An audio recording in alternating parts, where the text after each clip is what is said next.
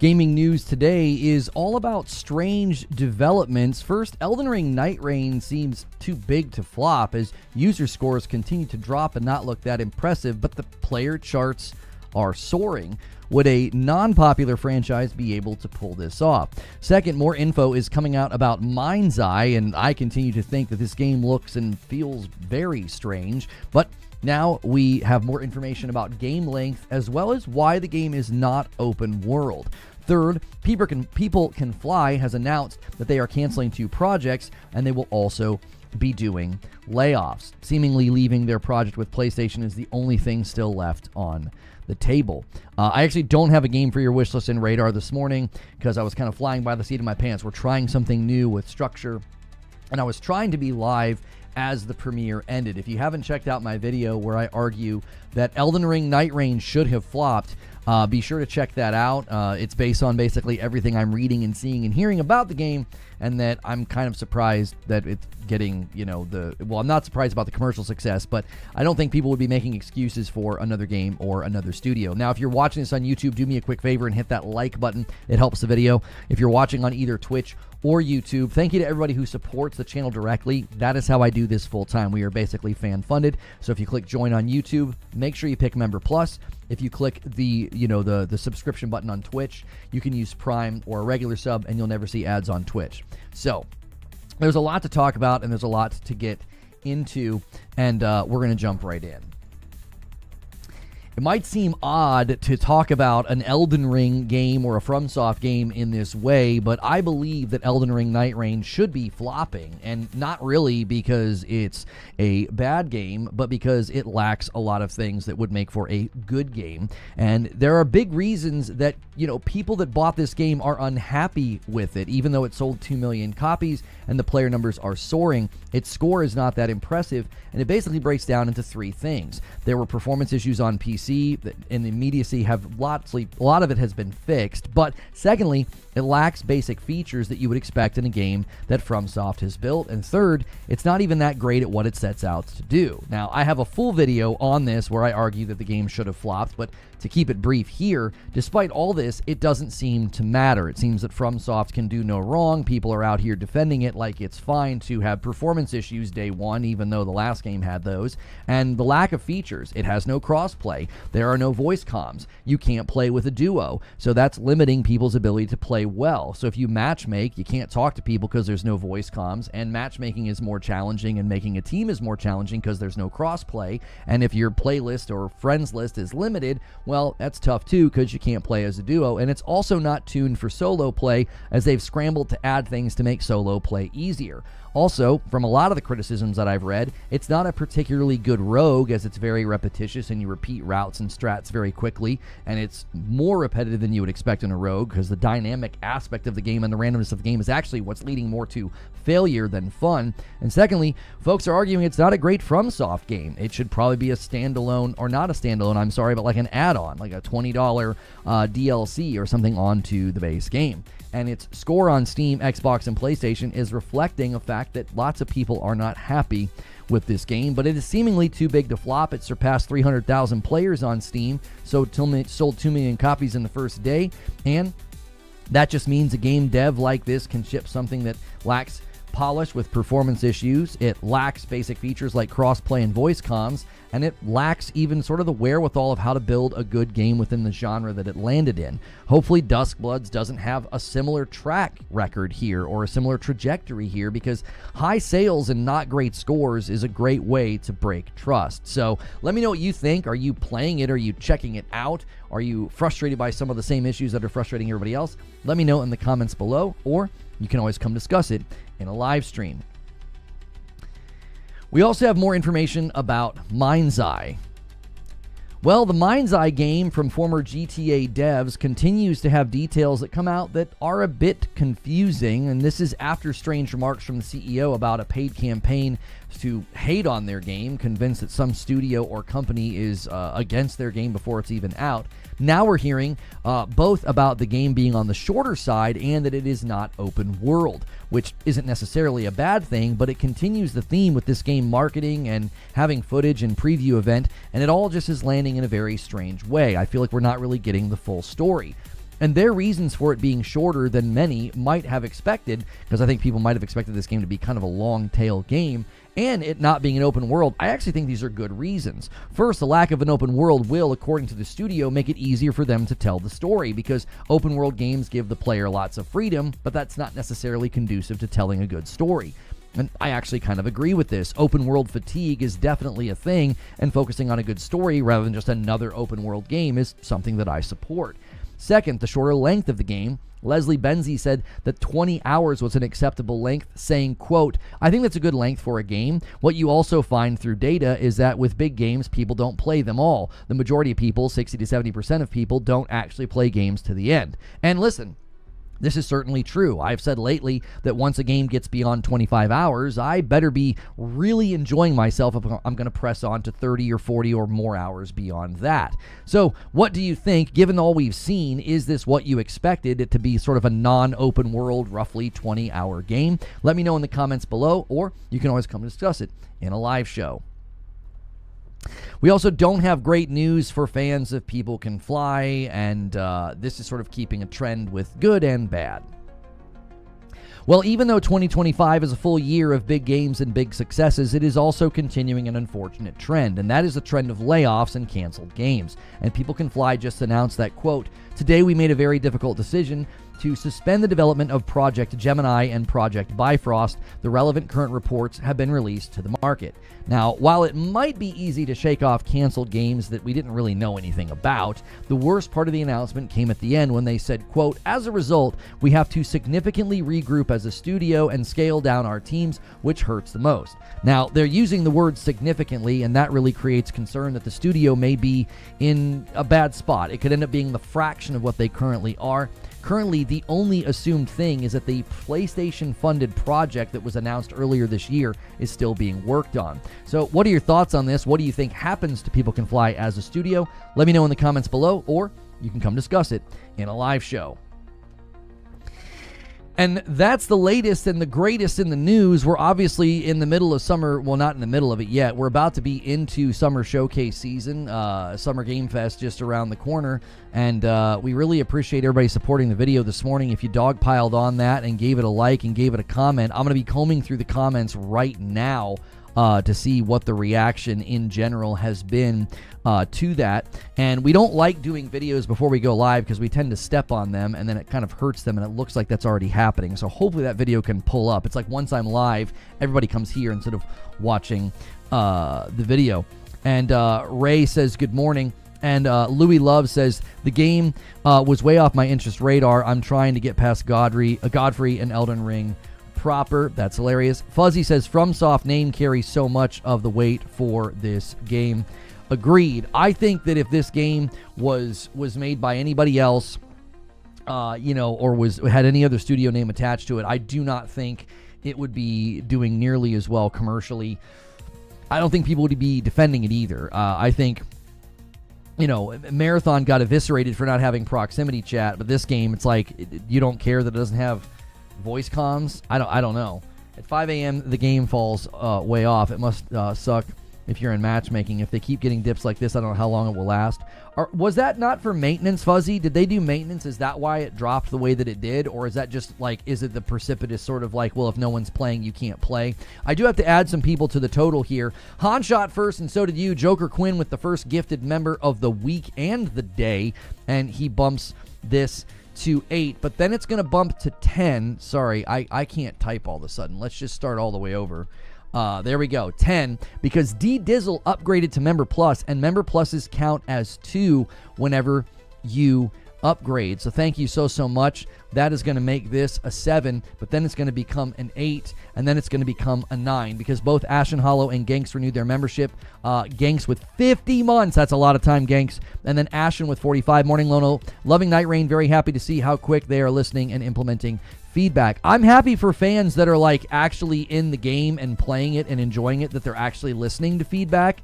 I still think my point stands that another studio would have gotten absolutely eviscerated for this. Super Googly with the super chat says, "Hot take, Nightreign is addictive. Lies of P sucks. Artificial difficulty makes boss fights boring. By the way, I beat the game a long time ago, so it's not a skill issue." I don't have anything to say on the Liza P front. No wish lists radar game. I didn't have time to do it. I was scrambling this morning. Hang on a second. Ghostface resubbed over here on Twitch. 14 months from Ghostface. And he just says work and lurk and some Lono sip. Thank you so much, Ghostface. Let me add you to the total here. 12. And if you guys missed Friday night, we played some more of the music. I hope you guys enjoyed that. Smiling Face was the one we kind of played in full. And then we did the Cry Wolf. Why? Because you don't like it. It's a budget-friendly party game, and clearly people were here for it despite all the gamer dad grumps. Didn't watch the video.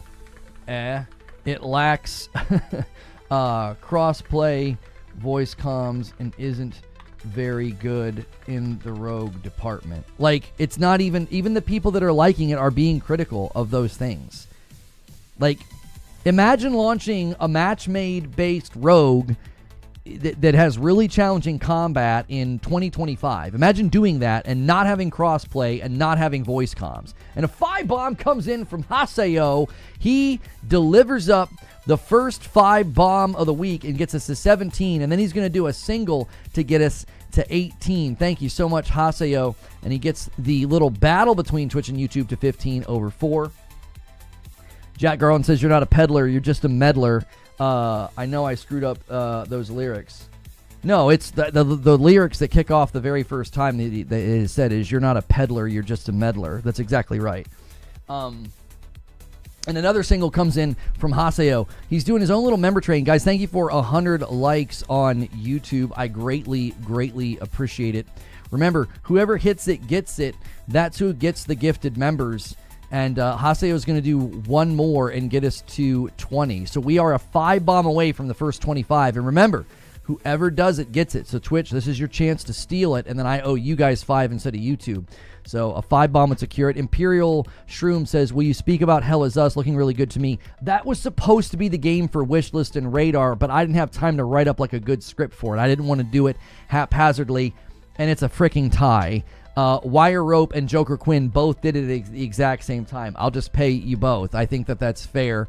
And the friendly little contest gets us a 5-bomb from Joker Quinn and a 5-bomb from Wired Rope and gets us a 30, which does mean we are now a 20-bomb away from the next one at 50. So that's another chance for somebody to steal. Somebody's going to have to drop a little bit of a bigger bomb, though, and we'll see if anybody's willing to do it. I owe you both 5 now, so thank you guys so much for doing that.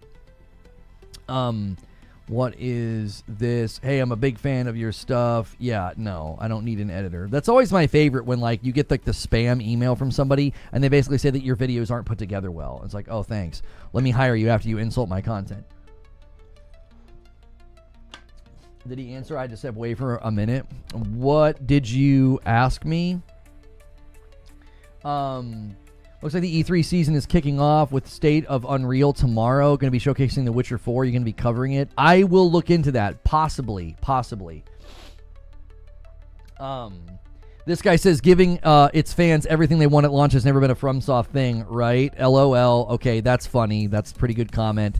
And yet, yes, it is not flopping. The whole point. It's the whole point of the video is that it should be flopping. You know? What's the opening from? A new trailer. It's from a new trailer. Citizen JV says, the urge to just copy the formula that worked for Elden Ring would be astronomical, but the key to actual success in game development is more often breaking the mold and extending the limits. Nightreign, in its hypothetical efforts to recreate the Elden Ring experience, might not innovate and end up as a bad imitation of what was already succeeded. The franchise is full of sequels that were more interested in familiarity than actual evolution, and as a result, they were met with indifference. I think that's a great point. Not for me. I'll pass. Same. And then, let's see. Nova says, it's funny how similar this feels to Marathon. While not nearly a disaster at the same level, it still seems like it should have been a DLC or an add-on instead of a standalone game. Sucker Punch did it right with Legends and Ghost of Tsushima. I totally thought of Legends when I was making this video. I totally thought of Legends. Like, Sucker Punch does this cool mode and they just give it to the fans. You know what I mean? And Politician does a Member Plus renewal. Thank you. And that gets us to 31. Thank you very, very much. And then that gets us here as well in the battle. And then a $5 super chat from the Cisco. People can, in fact, not fly. That is true. Legends is actually better and fleshed out, though. Budget, and they're going to ask more money for future bosses and classes. That price buys you a lot of grace. I thought it was a full price game. Even at $40, Ozubear, a lot of people are saying it should have been a $20 DLC for the base game. It's just basically like a mode in many people's minds. They did it wrong but sold 2 million. Sounds like one of those good problems. I argue in my video, though, that that's not a good problem because you don't want to have high commercial sales and like a more tepid response. It means they might have burnt some goodwill with people, right? They might have burned some goodwill. You sell 2 million copies and people are like, this game's not it. That's not something that you want. They've got a great track record. Dark Souls 1, 2, and 3, Bloodborne, Sekiro, Elden Ring, Demon Souls, Armored Core 6. Like, they have all these games that people think of fondly and gave good scores, and now this game comes out and it's like people are like, what the frick is this? Not disagreeing with any of your points. Those are fundamental aspects of the game. I just mean at $40, I'm not getting out the pitchfork. I'm not either. Mine's not even like an angry video. I'm just saying this thing should be flopping and it's not. You better be careful, FromSoft. You can't keep shipping. What if Duskbloods does the same thing? If it comes out and also suffers from like lack of features, lack of intelligence within the game's design, and it feels cheap, people are going to be like, okay, fool me once, shame on you, fool me twice kind of a situation. Like, you don't want to keep doing that. And I think a lot of people are going to be glad to see that the commercial reception of Nightreign is fine, but the user reception is more lowered. People are probably okay with that because they're like, we want them to return to what they're good at anyway. This isn't something that they want from FromSoft. A lot of FromSoft fans were not pleased with the announcement of Nightreign. They wanted another, game like Elden Ring or Dark Souls or Bloodborne or Sekiro. Mike with a member light renewal, 24 months. Like Bungie, I think FromSoft hubris is strong, sticking hard to creative vision, but they're relenting. Unlike Bungie, I trust From to fix it. Thank you so much, Mike. I can't add you to the total. You got to be at Member Plus. Member Lights could be gifted, which is fine. I can't add gifteds twice. This comment here from Cisco says, I have a suspicion you might be right, but I think I'll have to find out for myself on this one. Let me know. And then Pac-Man on a Bike says, it's a shame when games are so big they get away with things that they shouldn't be able to. And I would say co-op games launching in 2025 without crossplay is one of the big offenses of all. And no voice comms. Yeah, the lack of crossplay and voice comms is kind of bewildering. Yo, Mr. Polar Bear, thank you so much for renewing your membership at Member Plus. And that bumps the line to 32. Thank you so much. Oops. Let's go there. There we go. I think I can probably put one more space in the member battle text box. No, probably 2 more spaces. There we go. Recycled assets, yes. At least they use their own art. This is true. An Imperial Shroom with the 5-bomb on YouTube gets us to 37. A strong start to the week. We are just getting started. Whenever we hit that goal, you guys unlock Friday night. And then after that, you unlock like a game for Madam and I to play. And you unlock some of my music. This last week, we showcased more of my music to you guys. You can always go back and watch those streams later. VoiceCom would ruin it. How on earth would voice comms ruin a game where communication is key to success? I need that one explained to me. That's a bewildering statement. I give it a month. The player numbers will drastically drop. It's the Elden Ring name that sold the game. Agreed. I actually don't think the player numbers are going to last that long. I mean, it's, you know what I mean? I don't think the player numbers are going to last that long. What did this guy get canceled for again? False claims that were disproven, which is why I'm still around, still here, and still maintaining that, and nobody else will. Thank you so much for a $5 super chat, Neo Reaper. Dustblood is an extraction, and a lot of people don't know this. They think it's your typical Souls game. I think that could hurt it. I think that could totally hurt it, honestly. Yeah, Jay Barry, you've been following me since 2016. Good Lord. Did you not go and look into anything that happened about me? Hey, bud, let's go over here. Game ruined. That's a good comment, Cisco. An Extraction Souls game, that's an audience of like 4 people. I knew something happened. It's just been so long. Yeah, no, in your defense, Jay Barry, it has been almost 5 years. We are nearing the 5-year anniversary of it all happening. Yes. How is Us Demos available on Steam? Yeah, I've heard that. It's a pretty demanding game, is it not? Chris Ev says, I think this game would have actually been received better if it wasn't FromSoft and was a new IP. The FromSoft name buoyed initial sales, but I think having it reuse bosses from Elden and past Souls game hurt the critical reception. If this was a new IP without anyone knowing these bosses beforehand, I think it would have been liked more. I don't see the bosses as a huge complaint. More folks zeroed in on the lack of cross play, no voice comms, and really repetitive gameplay. People really zeroed in on the fact that like it's not even a great rogue. I don't think people are like, oh, they reused bosses, this sucks. Ray says, can we stop slapping Extraction onto otherwise great looking games? I remember doing Crota's End with you. You did Crota's End with me? That's a long time ago. Yeah, again, with the Extraction thing, it's not a rogue. It's a BR. But it's supposed to kind of be a rogue because you get skills and perks and modifiers and stuff. That's very much rogue. I guess we could say it has rogue elements and BR elements. It's not really anything. Like, it's not really a rogue, but it also kind of is a rogue. 5 years anniversary gift, a new umbrella. I swear to frick, if anybody gets me an umbrella for the 5-year anniversary of me getting canceled, I actually will be angry. You know what I mean? Hey, Lona, you're doing better. You're getting YouTube haters. Homie, I've had YouTube haters for 2 years. I don't. Who's hating on me now? Gritter says, once you get past the first boss, the game really opens up for the player. The game becomes a lot more fun in terms of added quests, increase, and better customization all around. It actually has a decent story. Playing with randoms is very fun if you use the right matchmaking passwords. A lot of hurdles to get past, in my opinion. I love you, Gritter. You know I love you and your positivity, but man, that's a whole lot of hurdles to get past, my man. That is a lot. This guy says, this is why I hate YouTubers. I had fun playing this, and for the cost, it's one of the most polished products I've seen. You're just being a douchebag. Considering for the cost... Okay, I'm going to approve his comment because it's wonderful. It's a Seething Defense Force comment, and those are some of my favorite. I got 260... hours in Elden Ring, and I can't stand Nightreign. That's no good. Oof. Yeah, I've seen a lot of people say they just don't like it, and they loved Elden Ring. Can you solo it?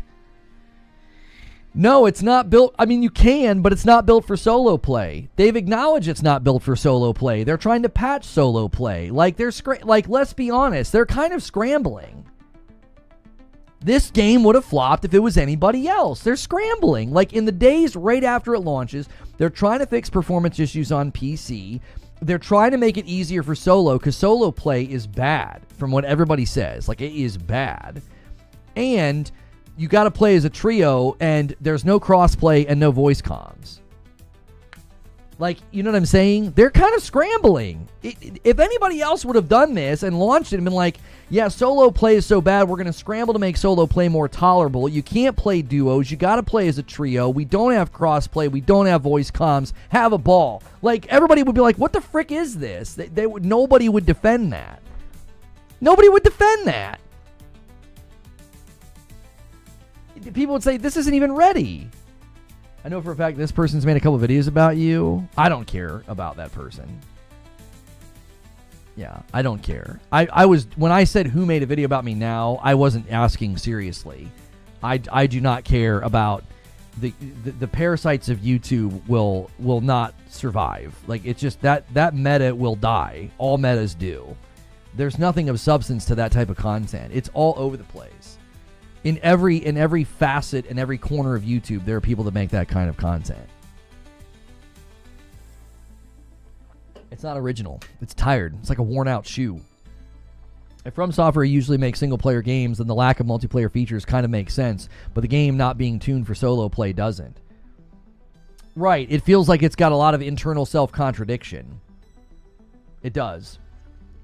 Brian M. with 27 months says, let me solo it. That's good. That's good. I'm game flying to check it out, says Pimptastical, but yeah, it does sound disappointing. It'd be nice to play solo if I wanted to. They are actively trying to make solo better. They're literally actively trying to make solo better. They push out a second update to solo play. So that to me communicates they're aware that solo is not getting the results they were hoping to see. So we shall see. You're dropping into a fixed map with basically POIs around like a BR. There's almost no meta progression. You're looking at a map just like you would a BR. You're not progressing through levels. You're being funneled by a storm. I kind of feel like what Eugene is saying is really fair. It's far more of a battle royale with rogue elements than a rogue. Like, I think what he's saying is totally fair, and it kind of gets at the heart of what people were not appreciative of. Right? A lot of people have said it feels super repetitive. It feels super like you do the same thing and the same route and the same strategy every time. Even Charlie, Moist Critical, was like, even some of like the meta progression things you get, he's like, they're not even that interesting. I think he was talking about meta progression when he said that. Basically the idea, let's see here, show in frame. The idea that like, they're sorry, that's late. I'm supposed to be putting the show open in frame a lot faster than that. The idea that like it's not even that exciting to get some of the upgrades and some of the stuff. Like he was basically saying like everything felt like it was like a percentage point for something and didn't really feel like you were getting this, oh, now I've got this. Charlie was talking about the in-game boss rewards. Yeah, he was talking about something where he said they're not even that exciting. It was something to the effect of like you're basically getting, these minor things that like don't seem to be that impactful. There were multiple reviews I read and watched where they said they never really felt powerful, and then even when they did feel powerful, it seems extremely easy for your run to get completely bamboozled and ruined. People loving the game, I feel, have attention disorder. They favor roguelikes and just doing the same thing over and over. Yo, and Stone Spire gifts a member. I know what Stone Spire's going to do, so you guys better get ready. He is going to bump this to 40. He's trying to tempt the 10 bomb. He is trying to tempt the 10 bomb. There goes another one. He's going to get us to 39. Somebody get ready. Get your trigger fingers ready. Whoever hits it gets it. Currently, it was tied. Both Twitch and YouTube hit 25 at the exact same time, so you're both going to get gifted. But whoever hits 50 gets the next one. There it is. He gifted another one. And so that takes us to 40 on the nose. And then that means this becomes 32 because he just did 3. Thank you so much, Stone Spire. This man is the king. He is the king of baiting. We'll see if anybody takes the bait. A problem I noticed is you never feel strong. Numerous reviews and that I watched and listened to said that. They're like, you never feel strong. Even when you have a good run, in quotations, good run, you're just slashing at a boss for forever. They're like, the health pools feel ridiculous. It's like, what in the world is this? Like, they said it feels like it takes a lifetime to beat the bosses. And I'm like, okay, I think it's fine to have challenging bosses. It's fine to have a boss fight that might take a little bit of a while, right? Deep health pools are not uncommon in Souls games. But in a game like this, I thought you were going to be getting like a bite-sized meal sample of the Elden Ring gameplay.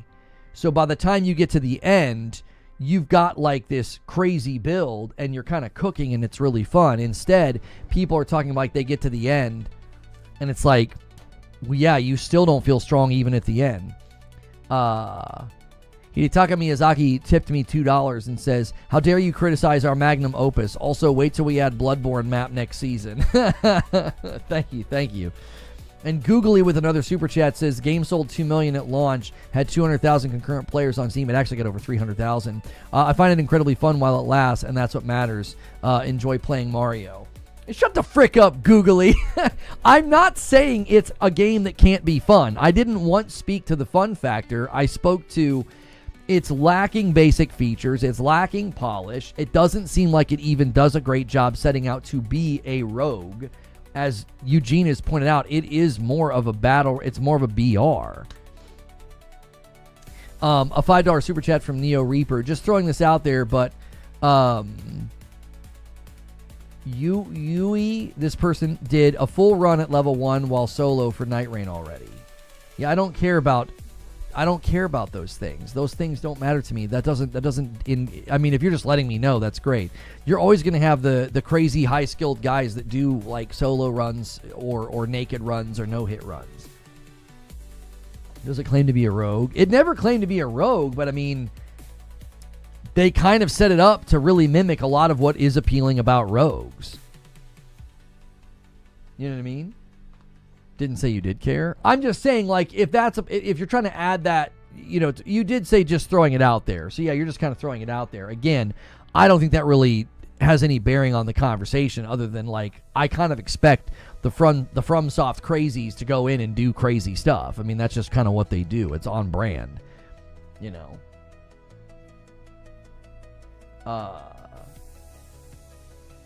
Gaming is cooked. Oh, gaming is cooked. Let me know how you feel about having to buy a deluxe edition of a game to get all the skills of the game.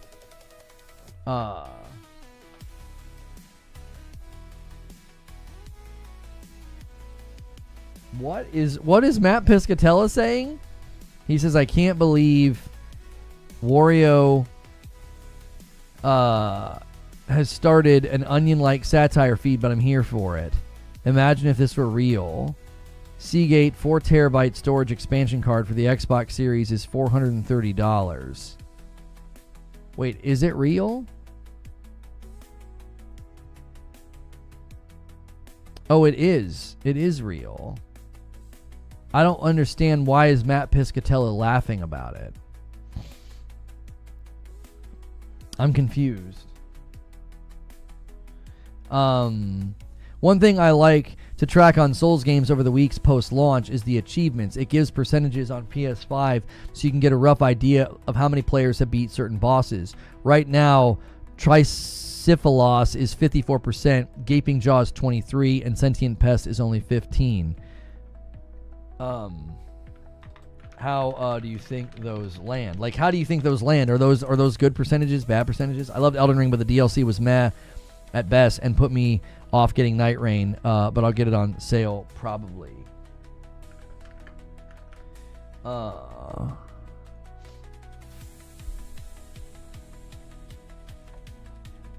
Even the producer of Nightreign is thanking players in quote for their peculiar aspects. There's no question they were attempting something new for the consumer. Well, and I think this really smacks of like a lot of what I've said about Marathon with Bungie is they tried to do something they were unfamiliar with. And so like Marathon lacks basic features you would expect in an extraction shooter. Like the extraction guys have like laundry lists. I think people are looking at Elden Ring Nightreign and I think they're like, hey, you guys are, hang on one second. Oh, when we did that kick thing, that kick boost, Kickstarter thing for that keyboard, one of you must have become a backer.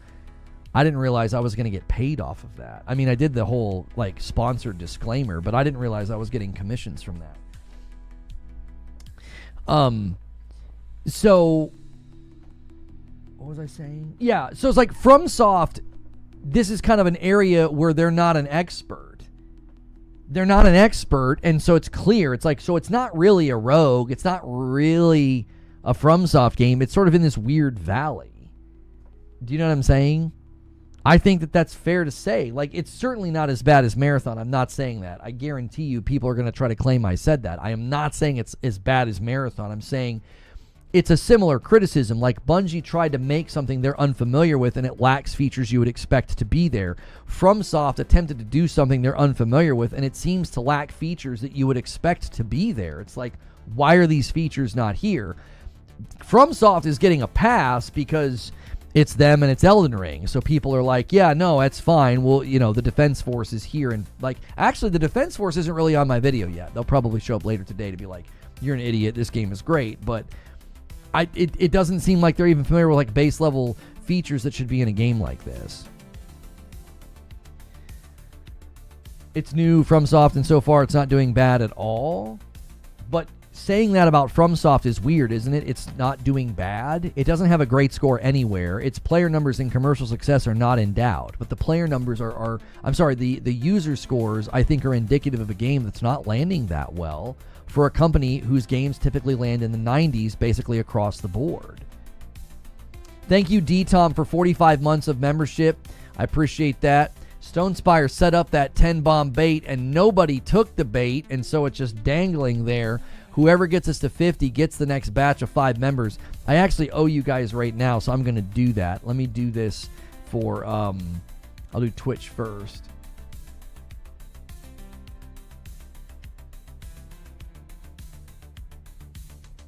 Yeah, I saw that. Yeah, Star Wars Battlefront jumped to like the 12th most played game. Yeah. I think it's more that the floor for FromSoft was much lower. Bungie was a multiplayer studio who ran a live service game for over a decade. FromSoft barely had multiplayer in their last games, so the jump is much wider for them than Bungie. I think that's totally fair.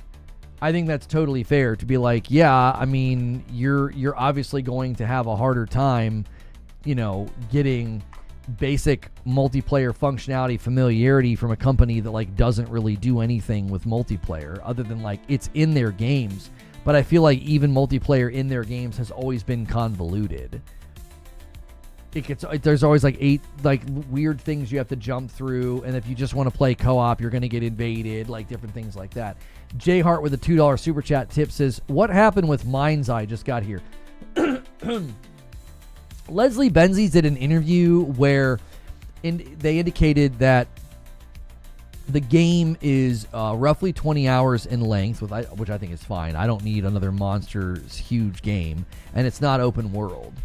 I don't think people were expecting that. I think from the trailers alone, people probably thought it was going to be like an open world sort of GTA adjacent game, and it's not. So yeah. I'm telling you, there is something about that game. I don't know. There's something about that game. Something is weird. Something is off. I've continued to say, I think Detective Seeds tweeted and said they're being very selective with who they send review codes to. I'm not going to get one, obviously, with my commentary and coverage.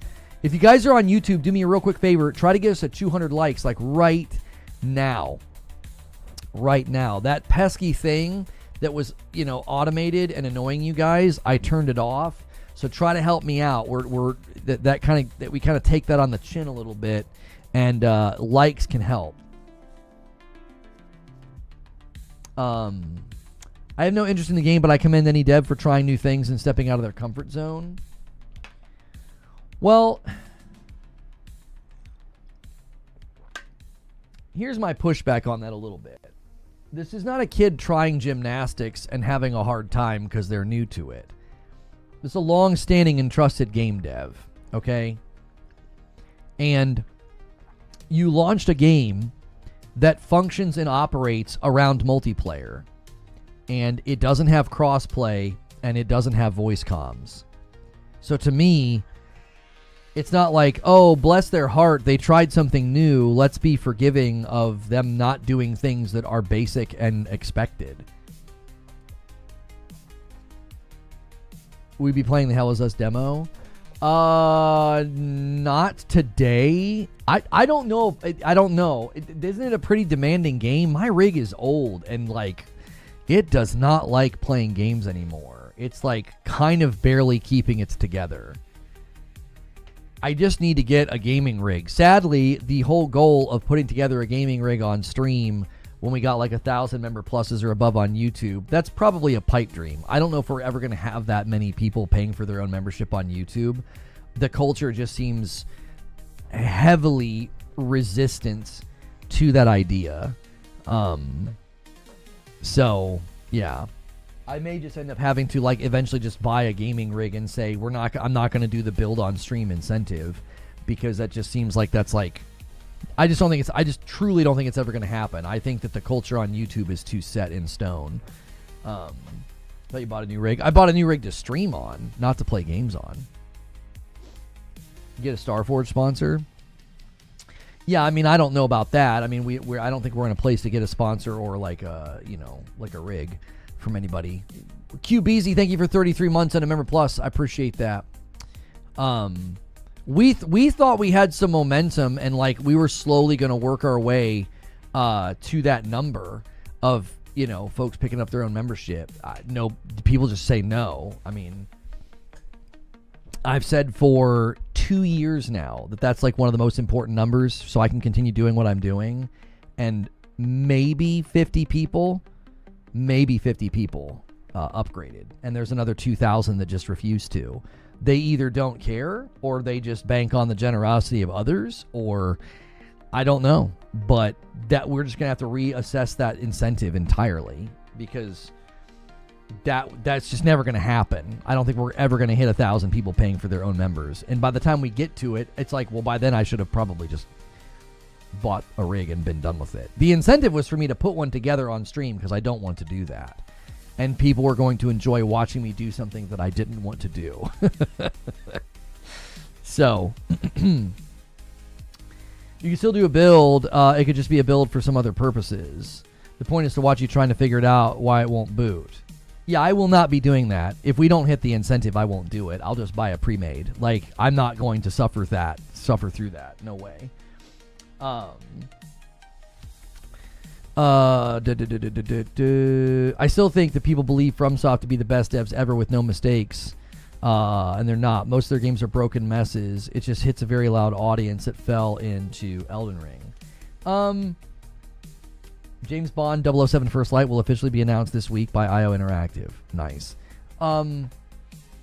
Yeah, I mean, I remember when I was critical of Elden Ring and I talked about the performance issues. I talked about how, like, I feel that the second half of Elden Ring kind of falls off a cliff. I think the first half of Elden Ring is, like, perfect, and then the second half is not. And I got a lot of pushback from the FromSoft boys. But there are FromSoft fans that agree with me on Elden Ring structure. I'm saying buy a pre-built gaming rig for gaming. If we ever get to 1,000, we can watch you put together a super tiny home theater. Oh, I see what you're saying, Zubair. Yeah. It's clear that goal is either years away or it's never going to happen. So it's like we've got to reassess what's the trigger, because I do need to get a gaming rig. There have been too many games that have come out that I'm like, oh, we should check that out on my PC. And I'm sitting here like sweating, hoping that my PC works, like, because it's just old. At this point, it's a 6-year-old rig. It has a propensity to like freezing and crashing under certain conditions that I can't seem to figure out how to replicate it. So it's just like I need it to keep working and running, because co-streaming events and watching trailers is like way more important than playing games in Steam. By the time we get there at this rate, you'll be ready for an upgrade from a PC you buy tomorrow. This is true. If you get a PC, are you done with consoles? No. That doesn't make any sense. 2080 is effectively a PS5. Right, it's not about the performance of my 2080 Ti. It's about the age of the rig and how I don't like using it for games because of it. It feels very, very unwelcoming to that. It's like, what are you doing? Why are you making me work hard? Your streaming rig would be a better gaming rig than your current gaming rig? Oh, 100%. Yes, it would. Yeah. Mm-hmm. Yeah. We bought this for the video card and the AV1. So, and it's a good thing that we did, because we dual stream now and it's able to do it without breaking a sweat. I'm a huge FromSoft fanboy D-Rider, but it's because they make what they want, even if it turns into a broken mess. What are your thoughts on Nightreign? I mean, I argue that it should have flopped. Like, I'm telling you, if any other studio would have put out that game, it would have flopped. People would have been like, this is trash. What is this? Performance issues, no crossplay, no voice comms. Your streaming is pretty much the same as my gaming one. It can run everything on Ultra.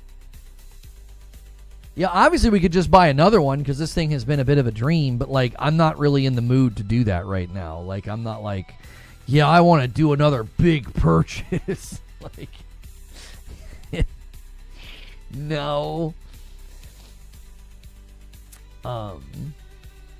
Facts Lono, they would have dragged any other studio. That's what I'm saying. I think any other studio would have gotten pelted for this. I think they would have. I think people would have said you launched a game without the most basic features in order for it to function. Like a multiplayer game without those features.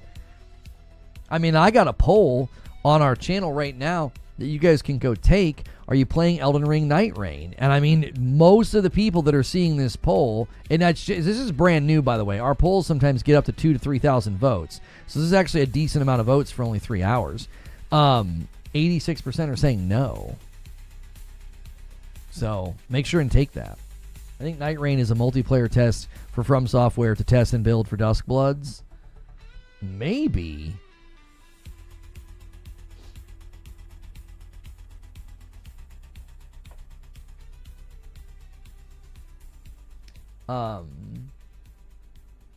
Leaving out the solo player was foul. Well, they didn't leave out the solo player. They just clearly didn't build the game for the solo player. It's why they're scrambling to make solo easier. Right? Yes, we will be streaming Summer Game Fest Friday. Generally speaking, guys, if there's a live event during Summer Game Fest, we will be covering it. There's a handful of like smaller showcases on Saturday I typically don't cover just so I can spend some time with my family. That's kind of like a family day.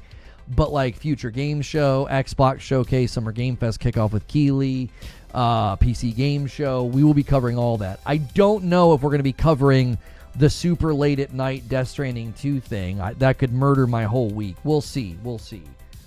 That means I'll be basically up until midnight, and I don't know if I want to do that and then have to work the next day. Like, that's grueling. That's, like, brain frying. A lot of people that are able to, like, make their life sort of orbit around YouTube and gaming news aren't live streaming every single day because it's extremely difficult to, like, wake up the next day and just jump right back on the horse of the live stream. It's rare for events to be that late, too, like 10 o'clock at night. Like, holy mackerel. I appreciate Nightreign and From Software branching out and trying different things instead of getting stuck doing the same thing over and over. This does not absolve them from critiques, but I would rather have Nightreign than From Software for them to turn into Activision and Call of Duty. Getting a Switch 2 on Thursday. I should have 3 Switches headed to my house this week. One from Walmart, one from Target, and one from Nintendo. So we should be able to cover that and play some games.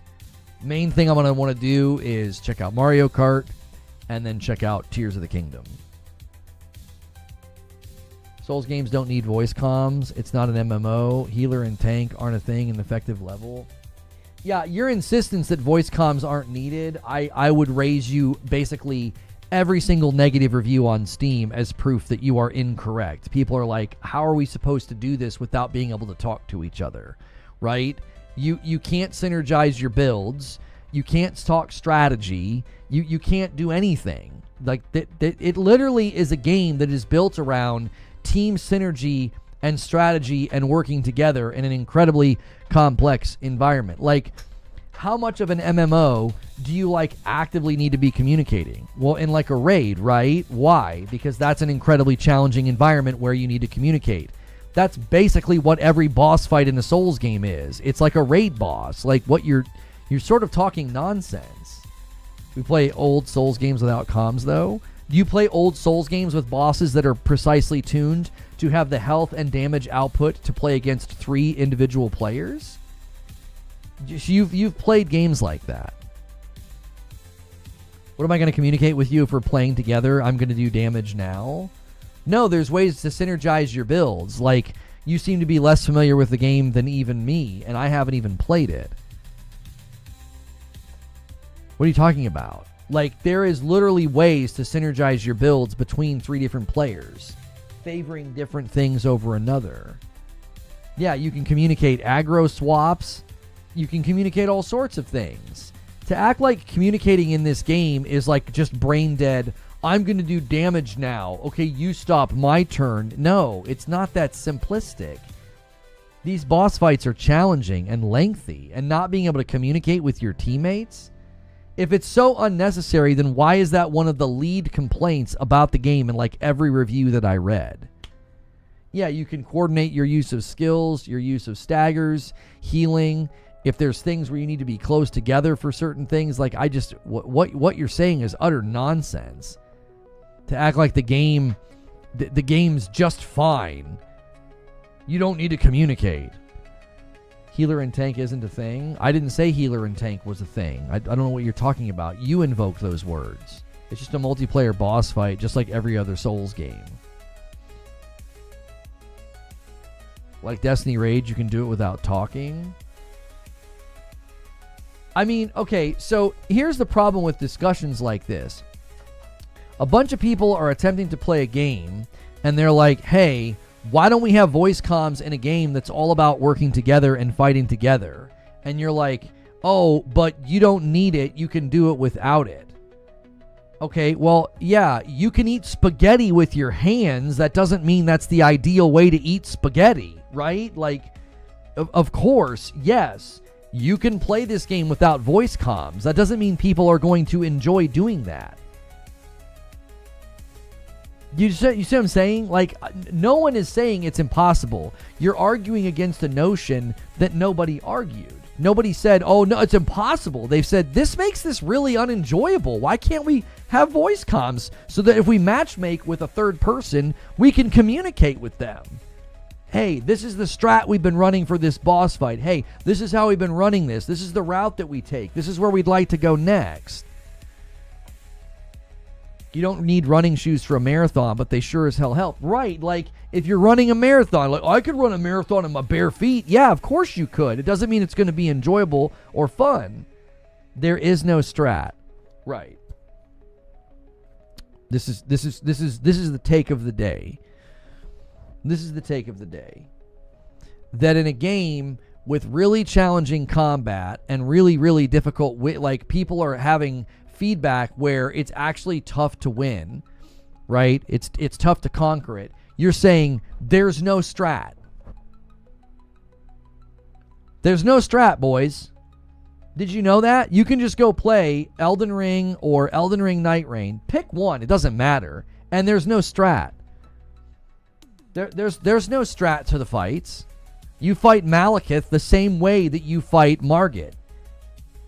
You fight the Elden Beast the same way that you fight the Fire Giant. There's no strats, boys. You just fight. What am I going to tell somebody in a Souls boss fight? Don't die? I need to ask you a question. Do you play these games?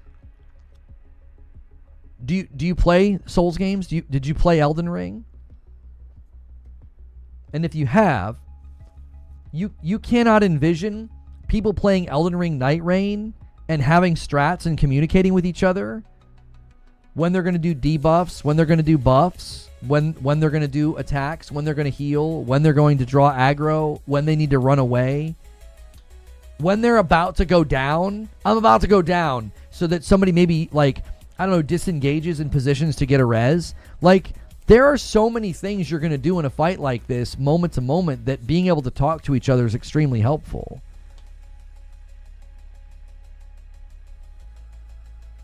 Ashton says, yeah, no, there is a strat. Every Night Lord blurb even tells you, hey, this status element's very helpful against the boss. Some players I play with don't do the forts that give the element. Right, so you would strategize and say, that's something we're going to use. That's something we're going to do. Can you buff other players? Is that a thing? I don't know. I'm just saying there's all sorts of elements that go into the game with timing of your attacks, with timing of when you need to heal, with timing of when you're going to draw aggro or the other. Even leading up to the boss fights, there's total strats. That's a thing? Yeah, I thought I saw a video of a guy buffing his teammates. which means don't you have to be in the vicinity of the player when they're going to do it? They do like a thing, and then if you're standing there, you get the buff. So many character abilities literally synergize with the group. Yeah, see, this is what happens when you basically are more willing to defend the game than consider the notion that the lack of voice comms is a severe oversight, because it's a game built on multiplayer, it's a game built on player with other players, and then having synergy within the group to maximize efficiency. You're acting like everybody just goes in with the bonk stick, and you're like, yeah, just bonk. Bonk till you don't bonk no more, and then you win. It's like, no. Like, they literally built a game with perks, synergies, buffs, and debuffs that the team uses to maximize their survivability and damage output. And you're like, there's no need to talk, there's no strat. Huh?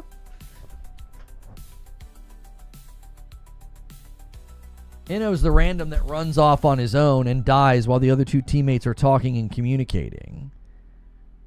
My question is, even if the communication doesn't add much, in a multiplayer game where you have teammates, why wouldn't you want a way to communicate and enjoy the game together? Right, like everybody's just going to be jumping in Discord, I guess, and using LFG. Inno might very well be a genius, bringing out the demon in Lono. I just can't understand why you would make it seem like it's not necessary. My only pushback would be all the platforms have built-in comms, even the Switch 2. Well, right, which means, here's the problem with that, though, Paul, is listen to all the hurdles you have to get past, okay? Number one, no duos. That's a hurdle. Okay, we got to find a third player. So you either look into your friends list, or you're going to use matchmaking, okay? Problem number two, no cross-play. So now you're limiting the people that you can play with from the very moment that you boot up the dadgum game. You're like, well, I play a lot of my multiplayer games with my buds, and we're all across different platforms. So that's another hurdle. Once you get over that hurdle, now that you're actively playing with somebody that maybe you've never played with before, you've got to send them a party invite. Well, maybe they don't accept it. Maybe they ignore you. Maybe they're just not paying attention. If you're in the game together and there's automatic voice comms, even if they don't have their microphone plugged in, they're going to hear you say, over this way, buddy. Yeah, we're going to go into the forest first. Like, they're going to hear you say those things. You're giving like ground level base lubricant to the ability for people to play together, instead of being like, you got to jump through 4 to 5 hoops and then you're ready to go.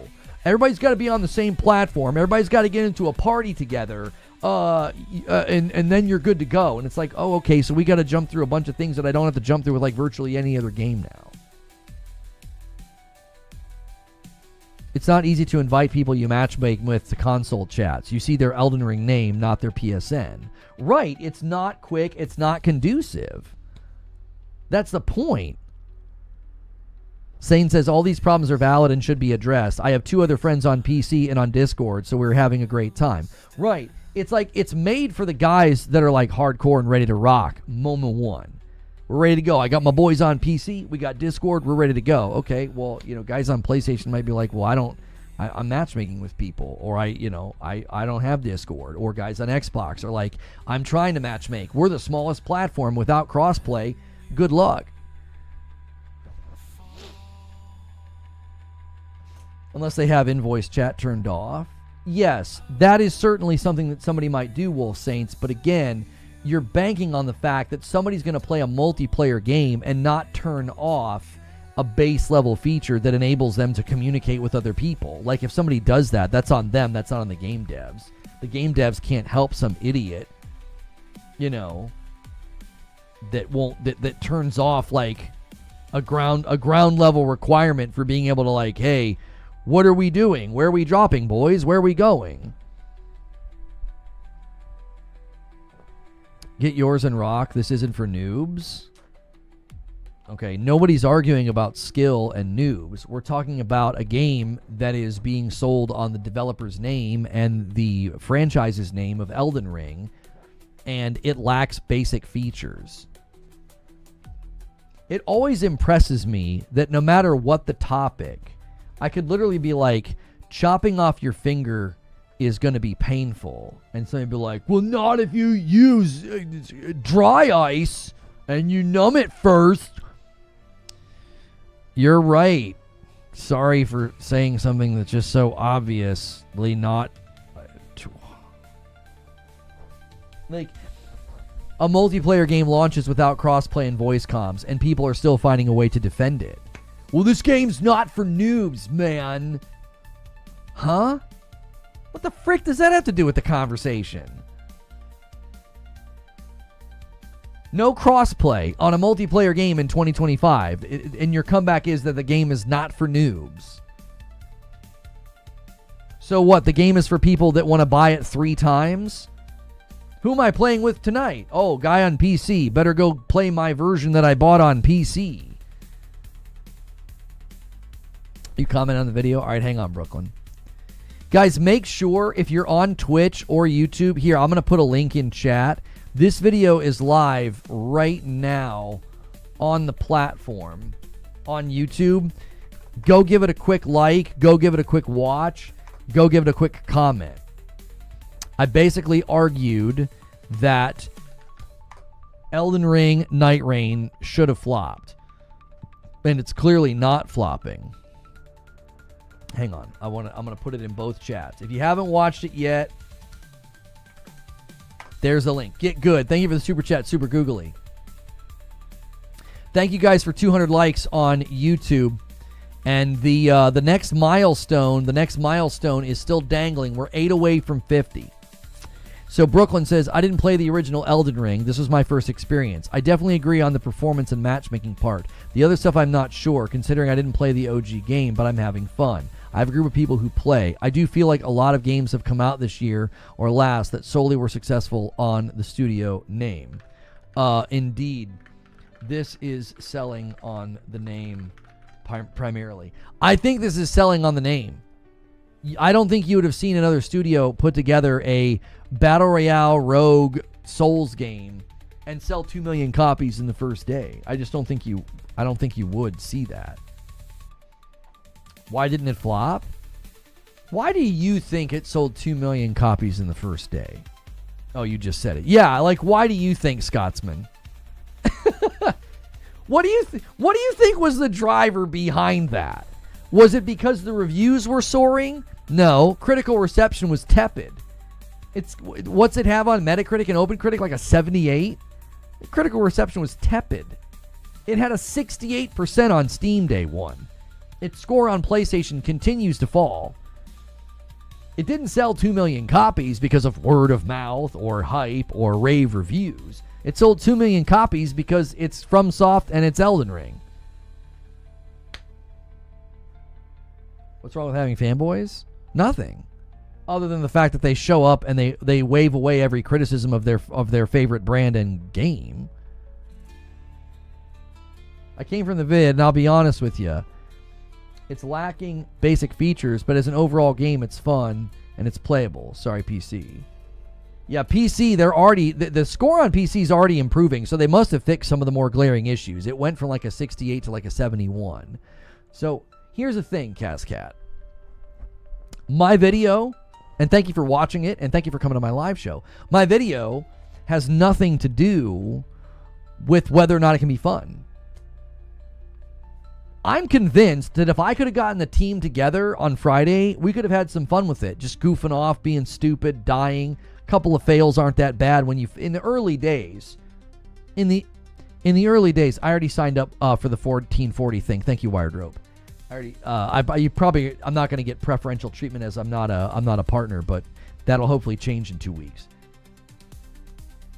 So yeah, I appreciate the fact that people are having fun. My video is nothing about whether or not it can be fun.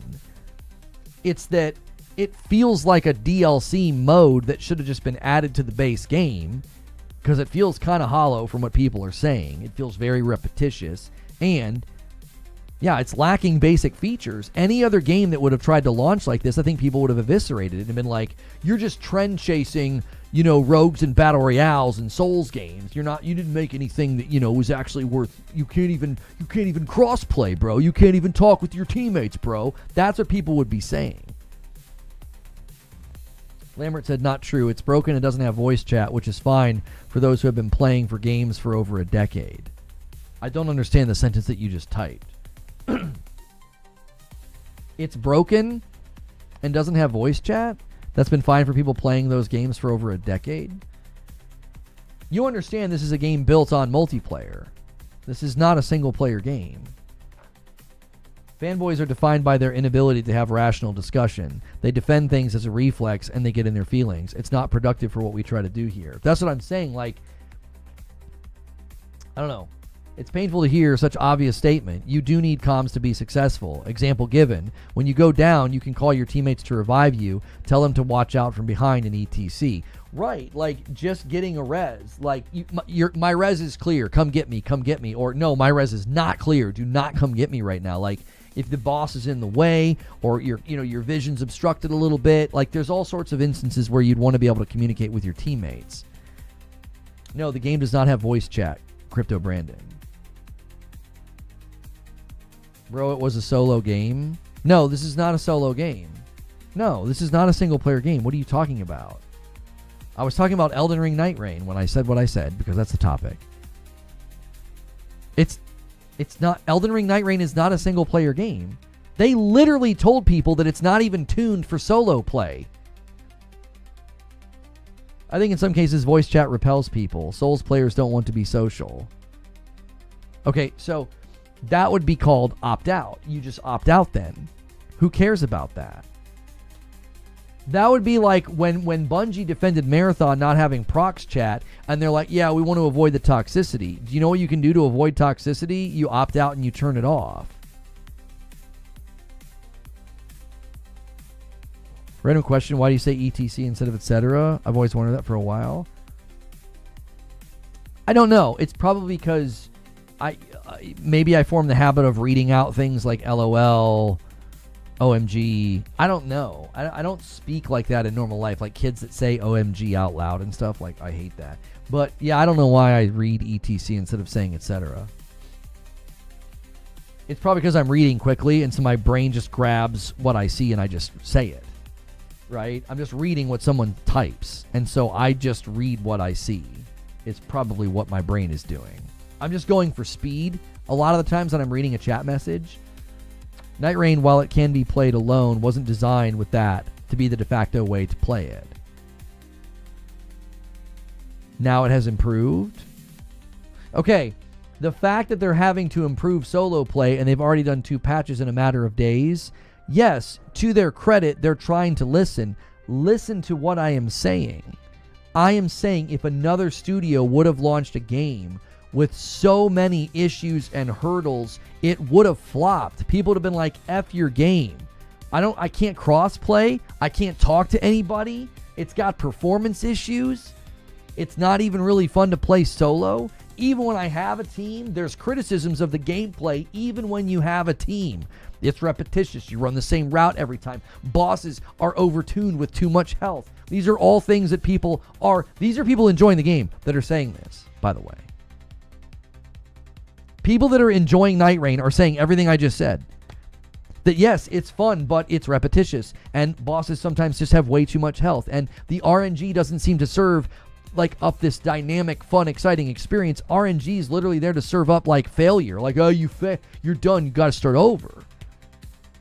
Cascat says, if there is voice chat, by the way, there's a report system in the game. So if someone was being toxic, report them. I don't know if there's a block system, though. I don't like the idea of other people making fun of me for being bad, and I have my hands over my ears. Huh? Thank you, Siege Master, for 19 months. 19 months has just gotten better. Thank you so much, dude. Bumps the line to 43 on the week, and the member battle. Member battle hasn't really heated up just yet. It's anybody's day. I think a Game of the Year studio buys you some grace and time. Agree, most would have been ripped up. Most folks will defend their precious. That's what I'm saying. I'm not out here on a hate campaign against Elden Ring Nightreign. I'm just calling it how I see it. I'm like, this is a game that should have flopped. And why isn't it? Because of the name. It's getting a stay of execution. People are giving it a chance because, listen, if another game came out and got a 78 from the review outlets and then it had a 68% on Steam, and it didn't have crossplay, and it didn't have voice comms, that's it. That's the end. It would have been done. It wouldn't have got off the ground. This is the kind of game that thrives and lives off of a player funnel. It'd have been dead on arrival if any other studio would have gotten that treatment. People would have been like, I'm out. I'm not buying that. There's an ocean of games to play right now. They're getting a stay of execution because the name FromSoft and the name Elden Ring. So people are buying it on the name alone. People are giving it a shot. Some people are just diehards. They just love to be in that world and playing, and they're playing with their buds and they're having a good time. Maybe they're overlooking some of the rough edges. And even the people that are enjoying it are like, it's kind of repetitive. Thank you, Crypto Brandon, for the $2 super chat. Agree that games this year have been lackluster. What? What are you talking about? This is going to be one of the hardest years to win Game of the Year, and you think you think the year is lackluster? What are you talking about? What? It's going to be probably one of the hardest years to compete for Game of the Year. Expedition 33, Split Fiction, Kingdom Come Deliverance 2, Blueprints, Monster Hunter Wilds. What do you mean? That's just like the top games of the year. Doom the Dark Ages, Ender Magnolia, Marvel Rivals, the Oblivion Remaster. How has this year been lackluster? Pirate Yakuza? I mean, I thought AC Shadows was great. It's bloated, but it's still great. Very quality game. First Berserker Kazan? I didn't like Avowed. People seem to like Avowed. It didn't score terribly. I don't know what you're talking about, man. How is this a lackluster year? We're halfway through the year. Indiana Jones is also technically this year. Yeah, Mafia: The Old Country hasn't come out yet. Death Stranding 2 hasn't come out yet. Borderlands 4.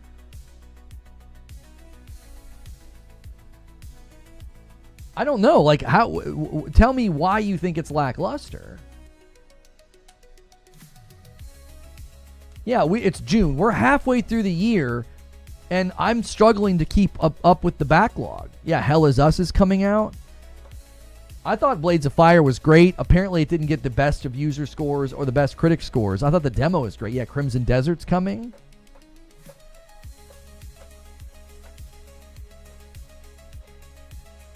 I swear they're just like hearing you go through the list. Who was it that said it? I'm scrolling back up.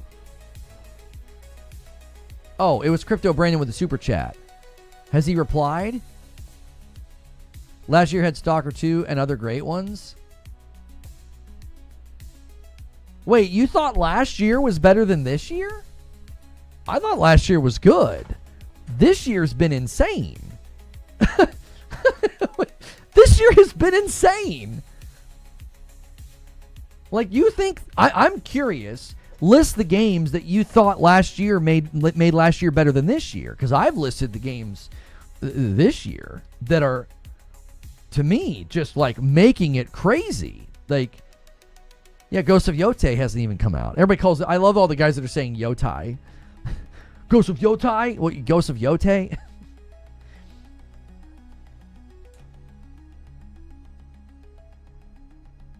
Didn't get to finish catching your Doom the Dark Ages run. How did you like it overall? My score dropped a little bit at the end. I didn't like the last 3 levels. They made me do the mech suit again. Was not a fan. Final boss fight, not a fan. It was a parry. They became really infatuated with the... Listen, you know you're doing something wrong if I'm saying there's too much parry. Y'all know that I love parry. If there's a parry mechanic in a game, I'm there, okay? And there is too much parry in the end. Like, that's all you're doing in the final boss fight. That's all you're doing in the final boss fight. It's just parry, parry, parry, parry, parry, parry, parry, parry. I really liked Doom the Dark Ages, but man, those last couple of levels, I was like, I don't know what the frick y'all were doing here.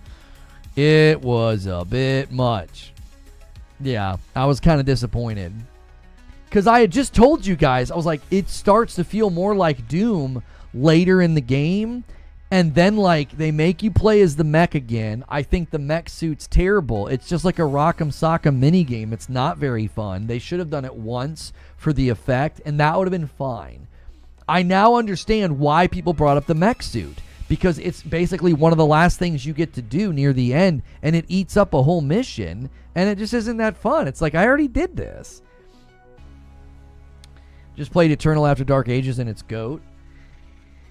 Yeah, and then the final boss, I don't know. Love Dark Ages. I'm on the final level. Finished it today. Love every moment of it. Better than Eternal. Yeah, people are really split. It seems like people either think that, like, Dark Ages is best or not.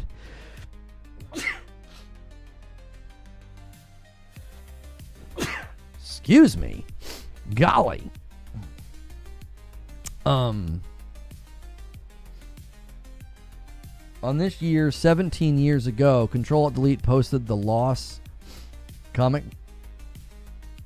strip. I don't remember that. Hang on. I'm checking to see if there's any new comments on my video. Okay. If you guys haven't checked out the video yet, be sure to check out my video about how Elden Ring Nightreign should have flopped.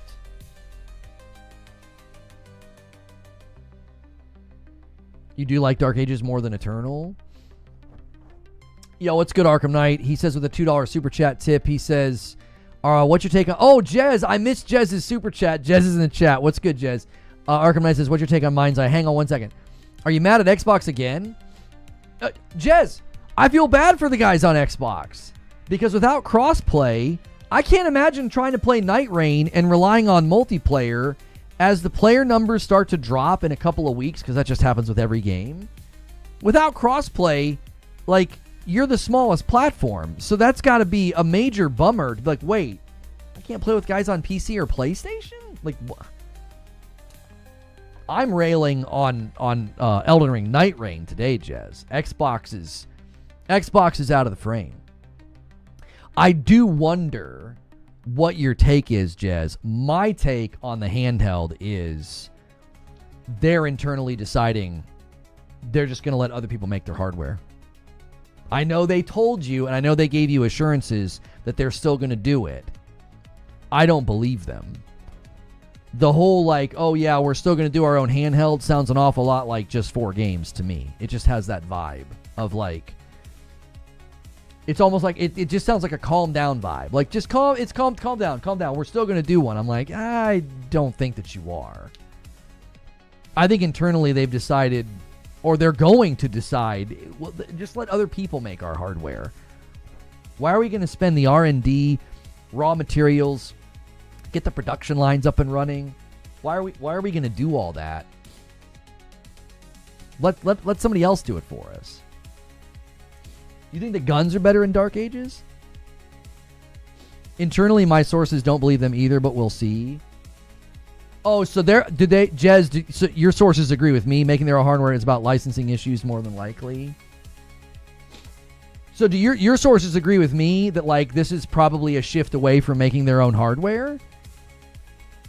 Because when Phil started doing what I felt like was doublespeak, I felt like Phil was doing doublespeak when he said, we're not trying to win people anymore. And then, like, the next day he did a podcast where he was like, we want our hardware to win. And I was like, wait, what? I told people, I said, when Phil starts doing doublespeak, I think it's because the plan in the background is changing. And that's why he's doing that, because they don't know where the plan's going to land. I think Microsoft's really driving some of this and not him. And so I would say that he did the same thing with hardware. And I was like, yeah, I bet you the hardware strategy is changing in the background. And that's why Phil is contradicting himself. To be fair, Microsoft never formally announced a handheld. I think they genuinely don't know. Right. Yeah. I think it's in flux. And I think it's in flux because they're seeing that their end game is publisher / ecosystem. And their future is not making their own hardware. I just think it's really expensive. Jez the shill damage controlling as usual. How is he damage controlling? What do you mean? He literally said he broke the dadgum story about them sidelining their hardware, and he just said in my chat that his sources don't believe them when they say, yeah, we're still making a handheld. He just said that his sources don't believe them when they say it. I don't believe them when they say it. That's not damage control at all.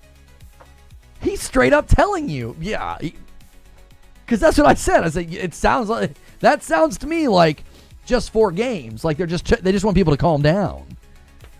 They're basically like, we're gonna do it. We're gonna do it. I don't think so. I don't think so. I think it's too expensive. It's not their end game.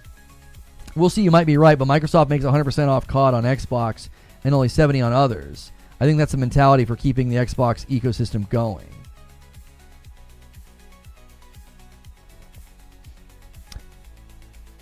Oh, yeah, there's a lot there, is there not, Jez? How many people are going to be playing COD on the Xbox ecosystem on Game Pass versus how many people are still buying it?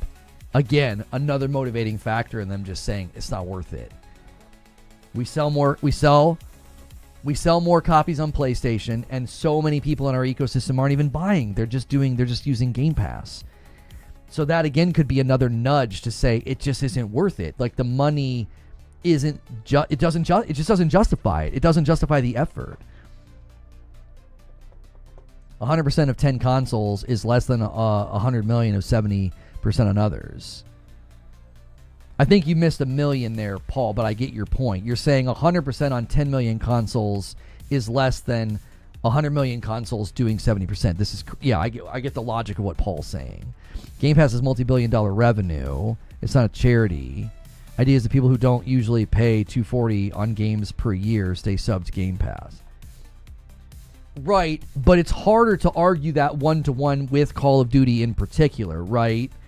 Like if you're going to argue, well, the ROI of hardware is worth it, as you said, we make 100% on every Call of Duty we sell on the box. Okay, I guess my question then would be, how do you measure the ROI of the people who download COD on Game Pass instead of buying it in that equation with respect to hardware?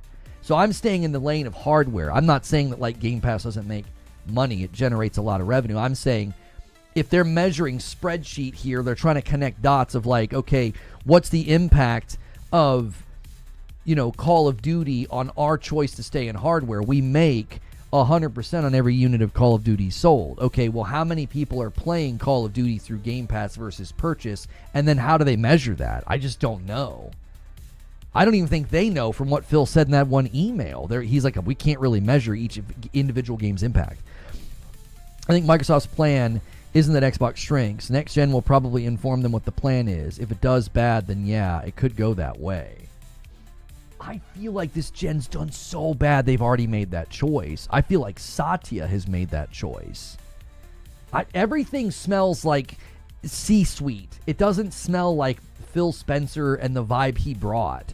It all smells like the C-suite walked in the room, Satya walked in the room and was like, we are going a completely different direction now. And I think hardware is another piece of collateral damage that Microsoft's going to say, good golly, this isn't worth the money. It just isn't.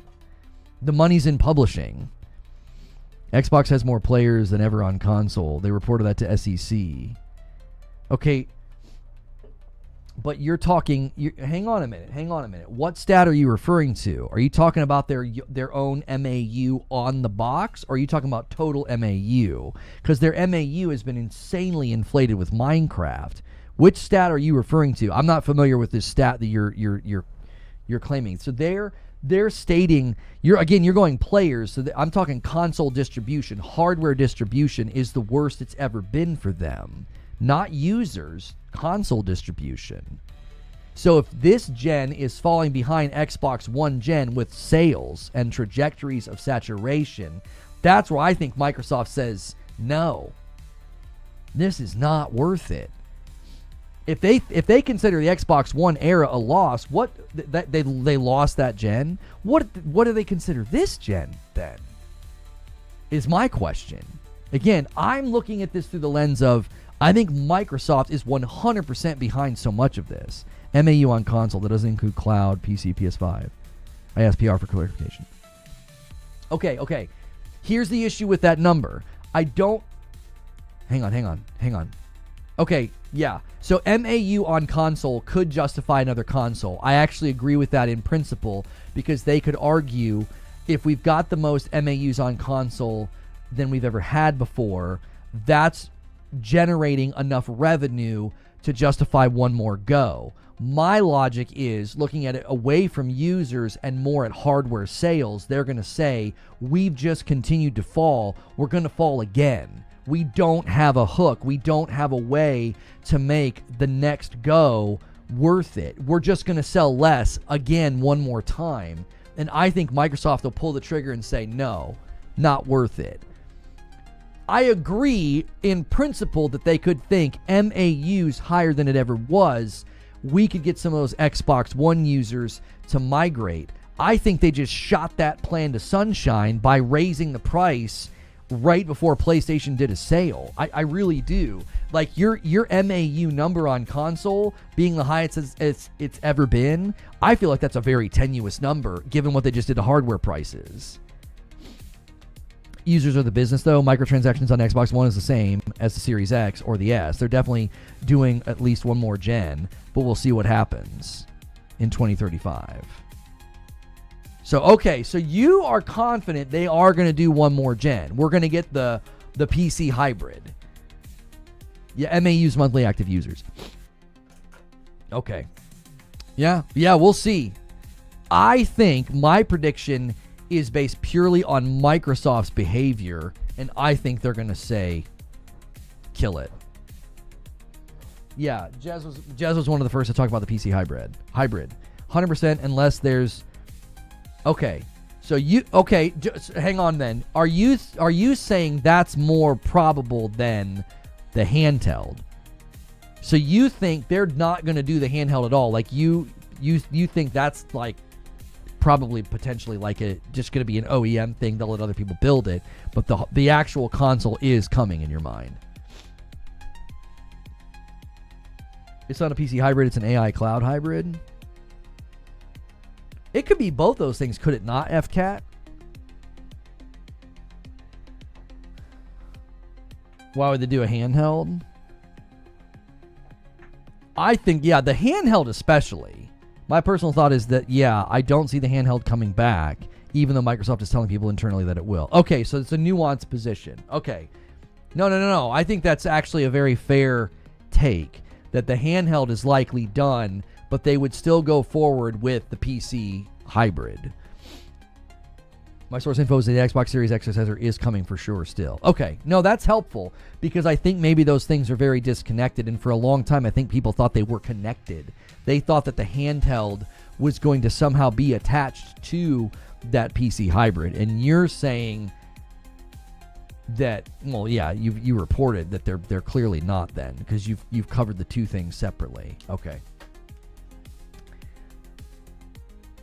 I could be compelled that the MAU number alone, and maybe they think they might get some Steam folks to buy it if it is side-loadable with Steam, and that would be worth it in their mind, to have a box where if somebody buys Call of Duty, as long as they're not buying it through Steam, they're getting 100%.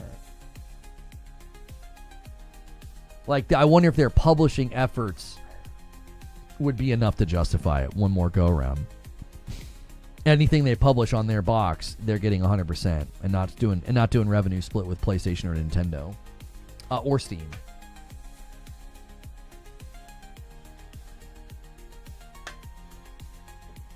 The handheld market's over. What? Switch, if anything, had it cornered. Wait, so you think the Switch... No, I don't think the handheld market's over. The handheld market's just getting started. What are you talking about? I think frame gen will advance. I think input latency advancements like NVIDIA Reflex, I think those things will advance. I think Upscaling will advance. I think handhelds are going to look amazing in like 10 years. I think you'll buy a handheld in 10 years and you won't even question that it gets good resolution and good performance. I think they're going to continue to make advancements with the AI stuff, which will then allow handhelds to get a lot more bang for their buck. I think handhelds are going to be great. They're never going to be mainstream. I don't think they'll ever be mainstream to the degree like the Switch is, but I think they're going to be a lot better. You get anything on your phone? No, I think dedicated handheld gaming devices are actually going to see a bit of a boon in about probably 7 years. Maybe we'll see them get more acceptance and more adoption. That's what I think. I could be wrong. That's just what I think. I'm playing so many games on my phone. Yeah, I don't think gaming on your phone appeals to the market that would be interested in a Switch or a handheld.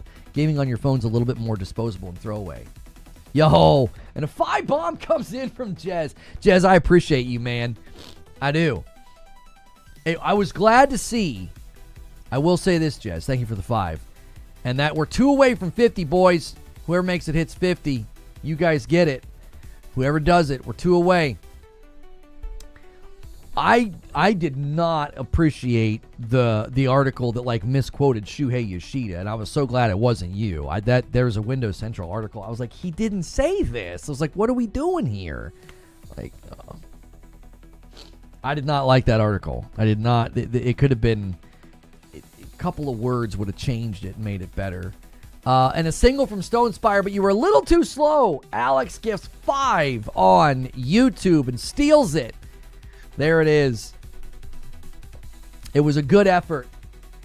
It was a good effort, Stone. Well, Stone, stop. You just did it. Wait, why does it keep doing that? There we go. You just did another 20 bomb setup, Stone. Let's see here. This becomes 15. This becomes 41. Thank you so much, Stone. All right, see you, Jez. I didn't read or edit that article for what it's worth. Okay. Yeah. Well, that makes me feel a little bit better. Take care, Jez. Appreciate you stopping by. We need to like have him on or something. I like discussing things with him. What is this? Oh, I was like, I still get emails for like my old business. Read my last. Steam OS just beat Xbox OS right now. If that Asus handheld with Xbox button release, people will put Steam OS on it. Your member goals don't add up.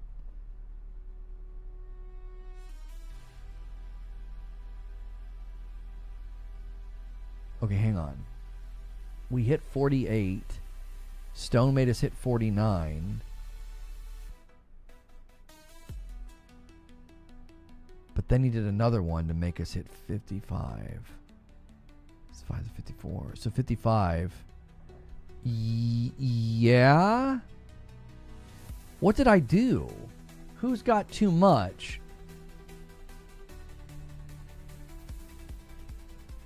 Let's just do this. That adds up. I don't know what the frick I did. Googly with another super chat. Android handhelds are great if you have a PS5 Pro or a good PC. When I don't feel like playing on my 83-inch OLED, I stream my OLED Android handheld from the 5090. Much better performance and battery life than any Windows handheld. Yeah, but remote play is not really what we're talking about. Like an actual handheld, an actual handheld that can run things natively, like while you're on a bus or you're on a train, is where I'm saying things are headed, because they're going to get better at, the frame gen and the upscaling. Thank you, Detonator, for 45 months. He says, math time.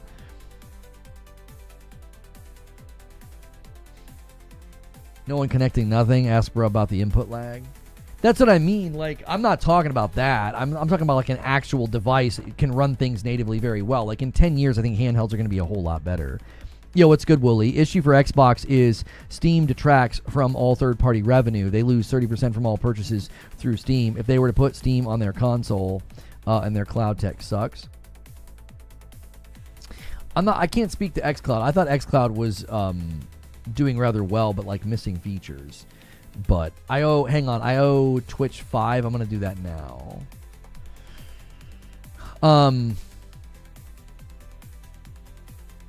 Yeah, I mean, I think that in general, the whole will Steam be side loadable on a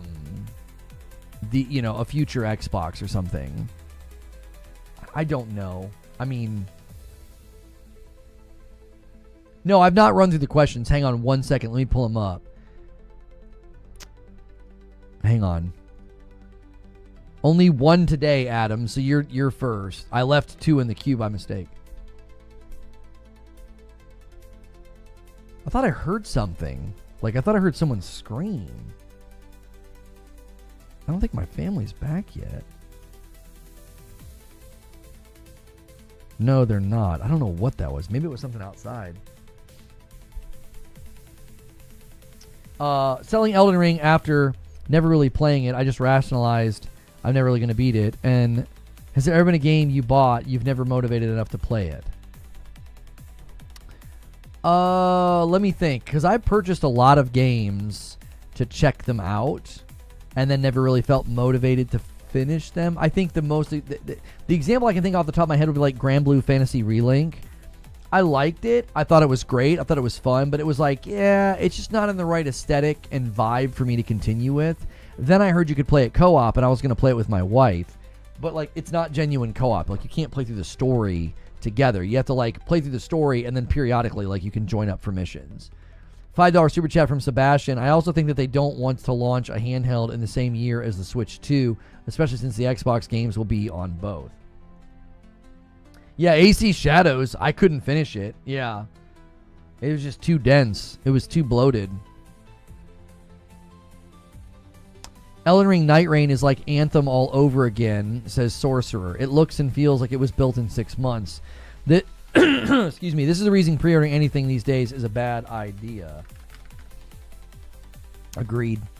If you guys have not checked out, excuse me. If you've not checked out my latest video, I'm going to put a link in chat one more time. Give that thing some help. We don't like running a video right before I go live because then the live show tends to step all over it. So do me a favor, and that video right there, the link in chat, is essentially me arguing that Elden Ring Nightreign should have flopped. It's not a hate piece. It's just honest about where the game currently stands. Sane says, the game is still being enjoyed by a lot of people, which is clearly evident by the strong player base numbers every day on Steam, and the achievement numbers are really high. Sure, voice comms and crossplay would be great, but it's still a good, enjoyable co-op game at a decent price. I will be watching those player numbers in the coming weeks. Believe that. Believe that. I will be watching those player numbers in the coming weeks. I'm serious. Like, I don't know if it's going to have staying power. Even the people that are enjoying it are like, yeah, it's repetitious. It's repetitious. It's not that great. Well, you can't compare it to... No, it hit over 300,000. Yeah. I'm extremely interested to see where the Elden Ring Nightreign player numbers are in like a month. Like, it seems like a game that they're going to be wanting to add content to and have ongoing engagement numbers with. Like, I'm just very curious to see where it ends up, because they sold like 2 million copies in a day, you know?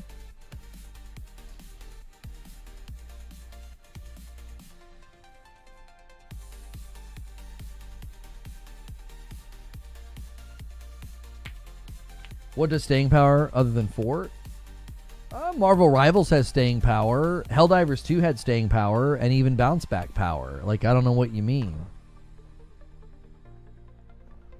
Plenty of games have staying power and are still around.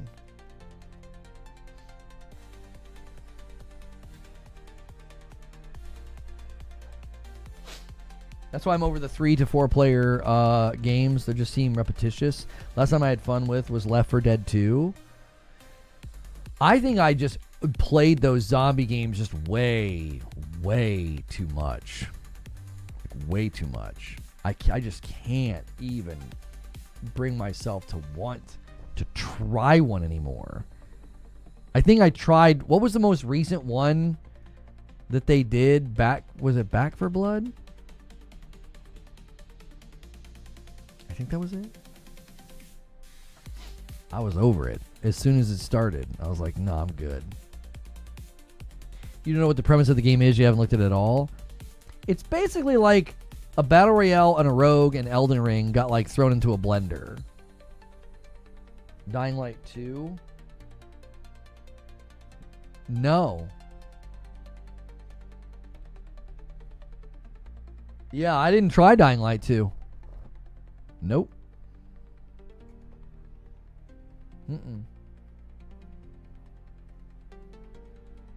Yeah, I tried Back for Blood. Yeah, I just was like, nope.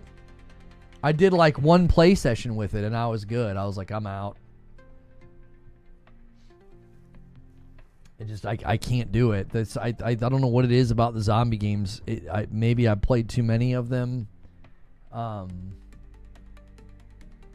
think the scores. Cool Spoon's talking about Elden Ring Nightreign here in the Discord. I think the scores are where they are for Elden Ring Nightreign for a few reasons. Many people's first Souls games were Elden Ring, so they got Nightreign, and it was not the same type of game. They didn't like it. People who just don't like rogues in general. People who loved Elden Ring but farmed rooms to get over leveled to make Elden Ring way easier. People who are just bad at Souls games are saying it's too hard. I've seen extreme players saying that it's overtuned in a lot of places. Like experienced good players are saying that. It kind of ties into 3, but people who hate battle royales because the zone forces them at a certain pace. I think that's a big chunk of people. I know you disagree, but when I read the reviews, that's just what it sounds like most of the complaints are implying. Yeah, well, the consumer can't be wrong in matters of taste. People have bought the game and they're saying that they don't like it. That's the point. The entire point of my video is that if another studio would have done this, released a game missing basic features, released a game with structure that is irritating or features or functions within the game genre that are irritating and not enhancing, it would have flopped. It would have flopped. They wouldn't have gotten out of the gate. That's it. I don't think that's like a scandalous take. You know. That's how I feel about first-person shooters. I just can't play them anymore. I think I'm close. Right? I think I'm close with first-person shooters. I'm like, yeah, you got to bring something really original for me to enjoy a first-person shooter these days. Because I just end up feeling like, yep, been there, done that. You know?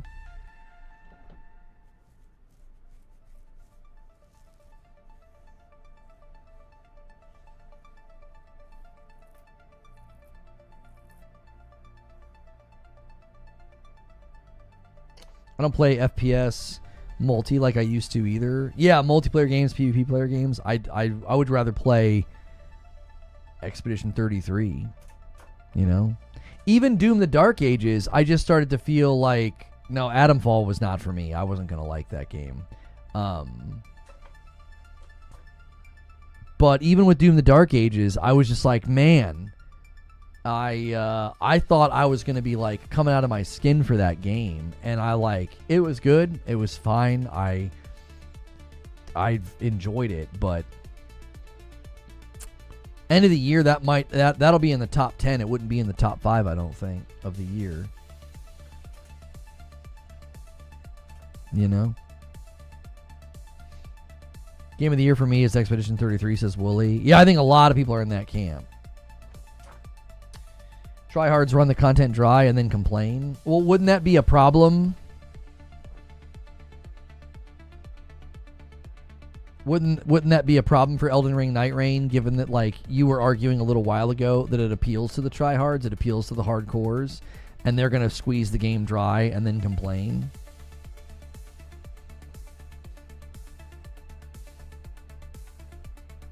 You think Hell Is Us will flop? Why do you think that? I said this game was a cash grab, hence why they added Elden Ring to the title. There's no way you can look at Elden Ring and then this game and think that Nightreign was made with passion. I think the passion was to try something new, and it just didn't blend well. I think they were passionate about it. I think they thought this would be fun, and then it just didn't blend well. I didn't use friend token for Split Fiction because I played it with my wife and then I played it with Hilly, and I loved it. Yeah, that was one of the most fun co-op games I've ever played. Yeah, it was great. It really, really was. I liked it quite a bit.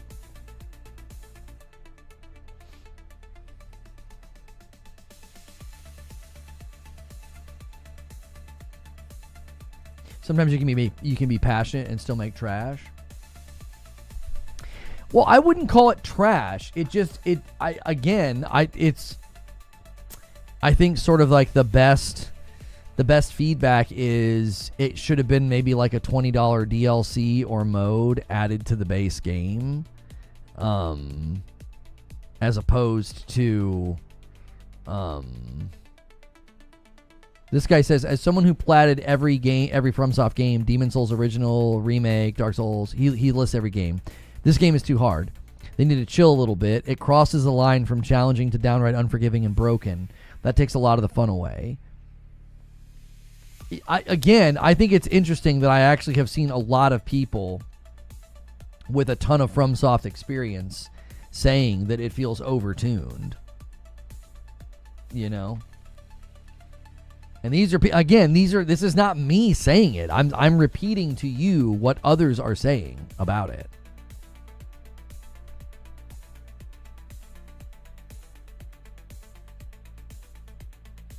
How to be added to the base game? It would be kind of like how they did Legends in Tsushima. You would load into like a completely different thing. You wouldn't load in, like you'd load into Elden Ring, and then you would see like a button or something off to the side for Nightreign, and you just go into it, and it would load that game with all of its stuff. You know. Aren't they helping with Gears? E-Day? Who are you talking about?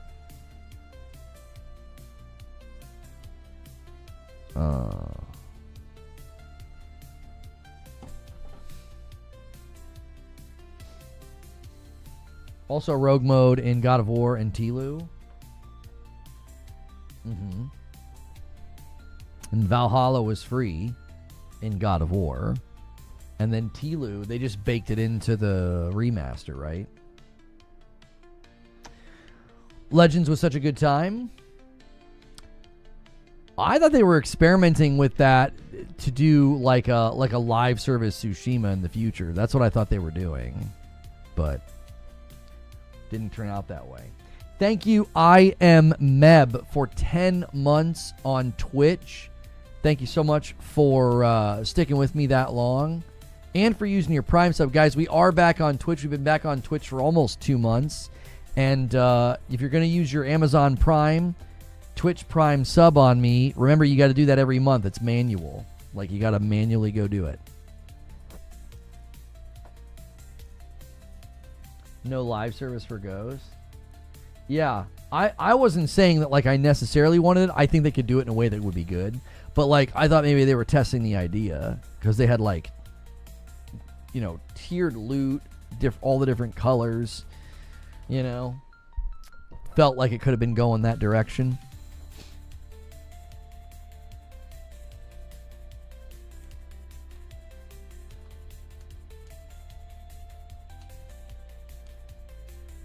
Nintendo showed off footage of Pokemon Scarlet running on the Switch 2. Frame rates, resolution, and draw distance look much better.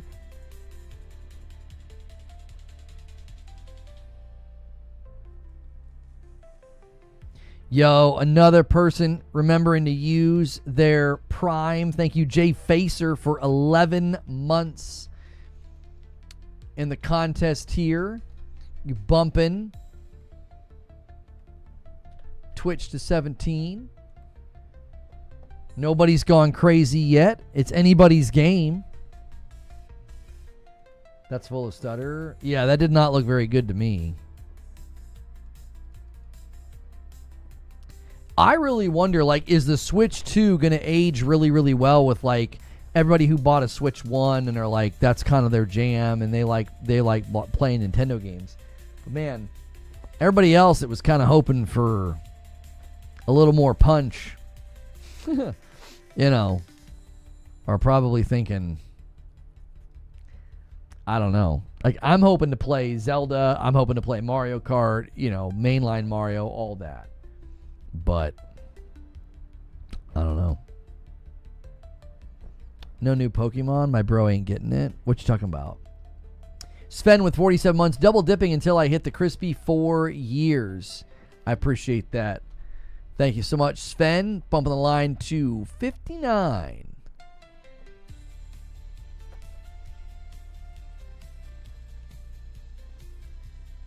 You don't think the Switch 2 we'll be getting many multi-platform titles 3 years from now? Oh no, I think developers and publishers have made it very clear they have a strong interest in making sure they hit Switch 2. I mean it. I think they're gonna devs and publishers are gonna treat the Switch 2 very different this time around. Yeah.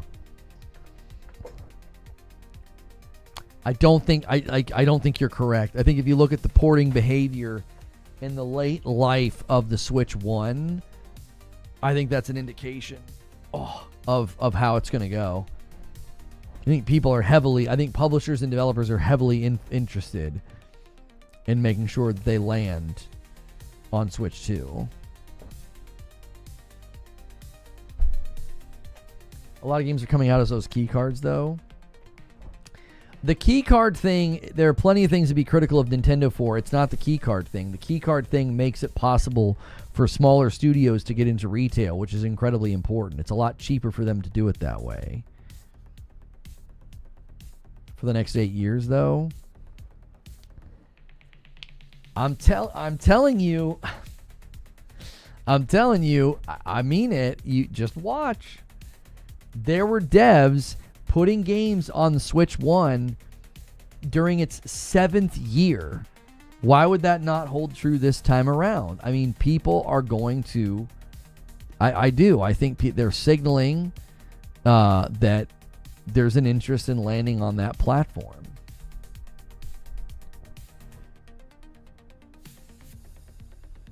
To be fair, it's a good cheaper option because Nintendo chooses to charge so much for their cartridges. It's a large player base that spends money. Right, yeah. Developers and publishers are going to be motivated by that. They're going to be like, we need to be over there. 100%. I don't think you're going to see them say, it's just too hard. You had games like The Witcher and Hogwarts Legacy and other games landing on Switch 1. Like, it's 7th year in circulation. If the Switch 2 install base is anything close to Switch 1, companies absolutely are going to find a way to port games, says Mr. Anderson. That's all I'm saying. I think they're just going to go where the money is. Like, I think we've already seen a shift in that priority already. I think studios are going to do whatever's necessary to land on Switch 2.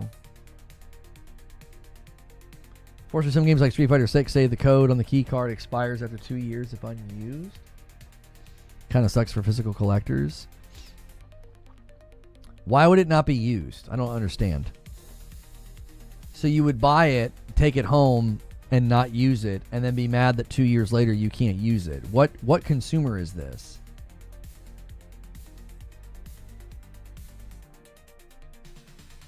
Are they saying 2 years of the game not being used or 2 years of the code not being used? As soon as you use the code, wouldn't that be irrelevant to the conversation?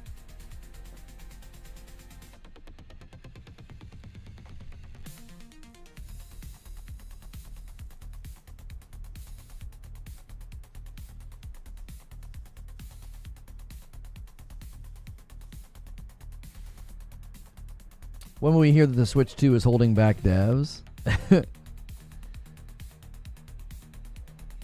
Yeah, the Hell Is Us demo's live.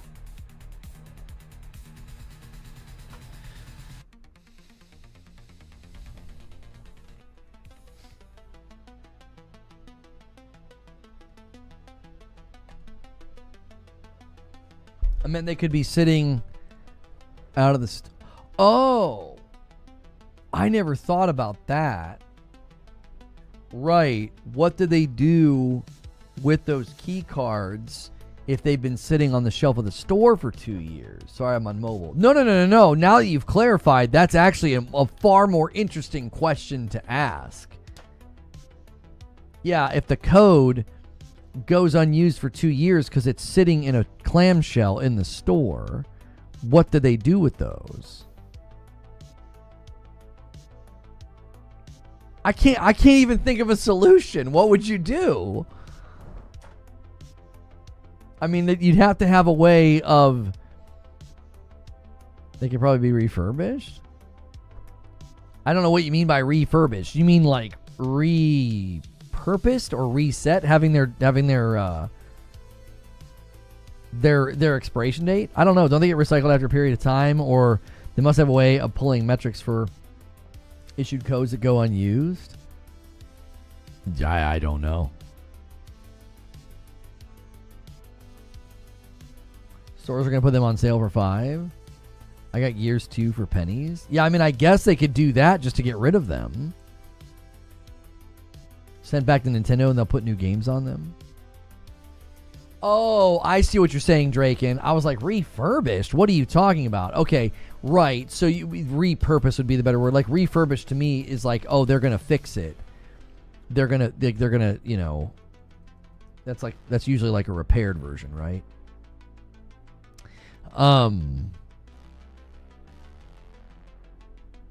So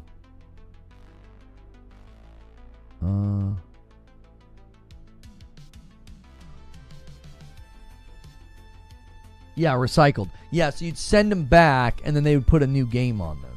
Yeah. Super Googly with another super chat. The box should have an expiration date like food. Yo, could we get some likes on the video? I mean, the news was non-existent, boys. We kind of had to just, I grabbed what we could. We've been having a great day, but this video needs some serious help. The live streams have been just terrible, and there's nothing we can do about it. I cannot control the news. I can't. What we do is so contingent upon that. Yeah. Thank you, Pimptastical, for 2 months. And at this current pace, I don't know. We might go to green room in like 5 minutes or something. We're kind of until Summer Game Fest kicks, man. This is gonna be a really, really rough week. Nobody's freaking saying a word, which makes sense. Everybody's just tight-lipped. It's Monday. Monday is typically really good for us, no matter what. It's live streaming lately has been just not at all it, and it's because the news cycle went dead, and it's the pre-Summer Game Fest slump. Like, it's just what happens. Yo, Death Before Deceit, thank you so much for 3 months. Let me see here. I wish all this was automated. 60. Did I can't remember if I added it. No, this is right. This is right. That adds up to 60. Okay. First day of Summer Game Fest is Friday. Like, it's going to be like this all week. Like, there's just nothing happening. Like, nothing. Like, we pivoted to variety gaming news coverage, which has been fun, but it also means, like, every content funnel, every content flow has its weak points, and the weak point is when nothing's happening. I mean, there's nothing to talk about. And everybody is like completely muzzled and tight-lipped right now because they're saving everything for, Okay, so we've got something. It's probably something similar to the codes that come with Blu-ray combos. They'll work after their expiration. Okay, so Shinobi's hinting that we're going to get a State of Play announcement tomorrow. I told you guys that if they're going to do it, they would either announce it today or tomorrow. Where did Shinobi hint at this? I'm seeing MBG claim it. I'm not seeing where Shinobi said it. A new console releases in 3 days, and we have nothing to discuss because they've locked it all behind day one patches. Yeah, it's almost like they're fighting against piracy so much, Eugene, that they're not doing... Okay. It's a reset air thread. Shinobi could be teasing a state of play announcement for tomorrow. He says, it's my birthday tomorrow, so that's obviously when they'll announce the state of play. And Shinobi says, happy birthday with a smiley face.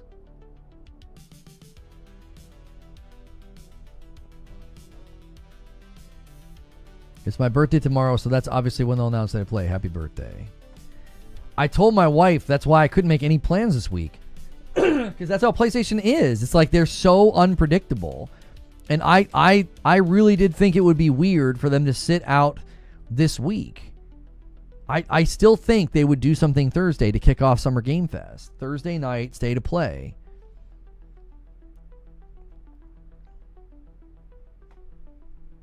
If they don't, I mean, it's just very, very strange. I'm not saying that I could be compelled as to why they would do it. I would be compelled to be like, oh, they want to wait because they have found that they tend to get walked on.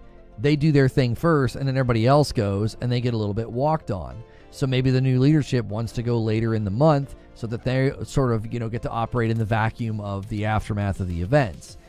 I could be compelled to think that that's possible, but I still just don't. For them to break and to no longer be the kickoff to Summer Game Fest, they'd have to have reasons to not do that. Like, did it not work? Did it not go well? Did they feel like they got kind of sidelined? Thank you for doing a Member Plus Bandit on YouTube.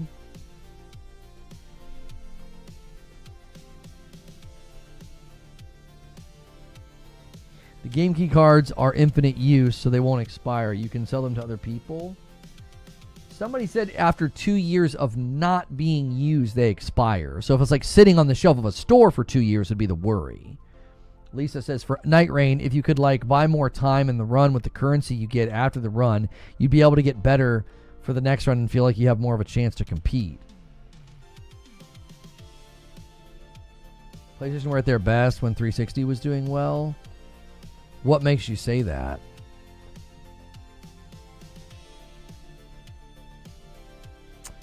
The 007 First Light game is getting an announcement later this week. There's not a lot we can do with that.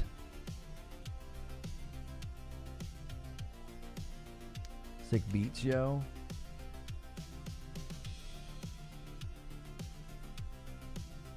Yeah, I need to make some more synthwave. I've been so caught up in making my own music with my own lyrics that I stopped making synthwave. Yeah, the lack of the Switch 2 stuff is kind of weird, Eugene. And I wonder, was the Switch 1 like this? I was a Destiny content creator when the Switch 1 released, and I can't remember. Did the Switch 1 release in a more muted way, in a more muted fashion? Cat Uncle says, yes, it was. So is it only unusual for if PlayStation or Xbox did it? It doesn't sound like it's unusual for the Switch 1. I'm sorry, for the Switch 2. If they're following the same pattern that they did with Switch 1. Switch 1 had so much more hype than this. I remember being really excited for Zelda. I can't speak to the marketing because I was a Destiny creator. So I wasn't covering Variety Gaming News. I wasn't pulling up articles, tweets, YouTube videos, and being I didn't have my finger on the pulse of the marketing of that game. There's no hype because there's no info. Yeah, but I wonder again, do they need to hype it? Are the pre-orders so insanely strong and the demand for the device so strong, do they even need the hype machine of Twitter and YouTube? Switch 2 will be a disaster, says Creature. Why?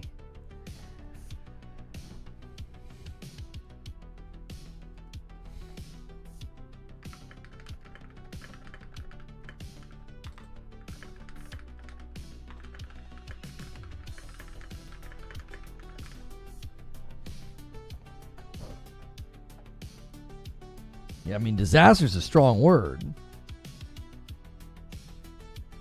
The Switch 2 is already selling out. I'm not sure how much more money they could market. Yeah, I wonder if the market has been tempered because they were worried about demand and they were like, we already hit like such a crazy pre-order threshold. We don't need to market. They don't need hype, but the lack of hype is because people don't have anything to discuss. Maybe they don't need to, maybe they don't want to. Switch 2 has no games. Not hard to figure out. What? What are you talking about? What? I feel like there were Switch 1 ads all over. I don't recall seeing a single Switch 2 ad. Yeah, I'm not seeing a lot of advertisements. I agree with you. I agree with the fact that there's not much marketing for Switch 2. I just couldn't remember how much we saw for Switch 1. Edward with a 5-spot tip says, this weekend is busy. Potential State of Play, Summer Game Fest Friday, Wholesome Direct, Future Game Show, Xbox Showcase, Outer Worlds. We need it. We need it. We are in a drought right now, man. There is just nothing to talk about. Elden Ring Nightreign is succeeding because of having the name Elden Ring. It didn't carry that branding. It would have flopped like Concord. Not like Concord, but would have flopped. I don't think it would have flopped like Concord, but I think it would have flopped. I think it would have been very, very heavily criticized for lacking, basic features.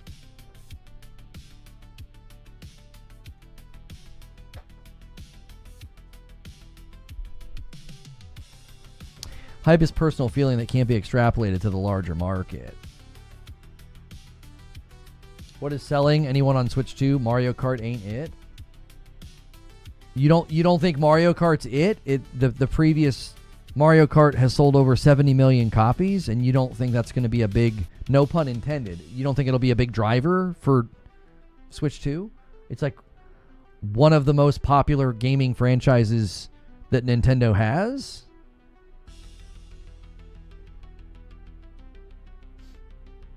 And again, I don't think they need it. I think the demand for the device is stupid high, and the pre-orders are stupid high. They're like, why spend a dime on marketing right now? We can wait. We can do it later with, a Christmas push, a holiday push, something.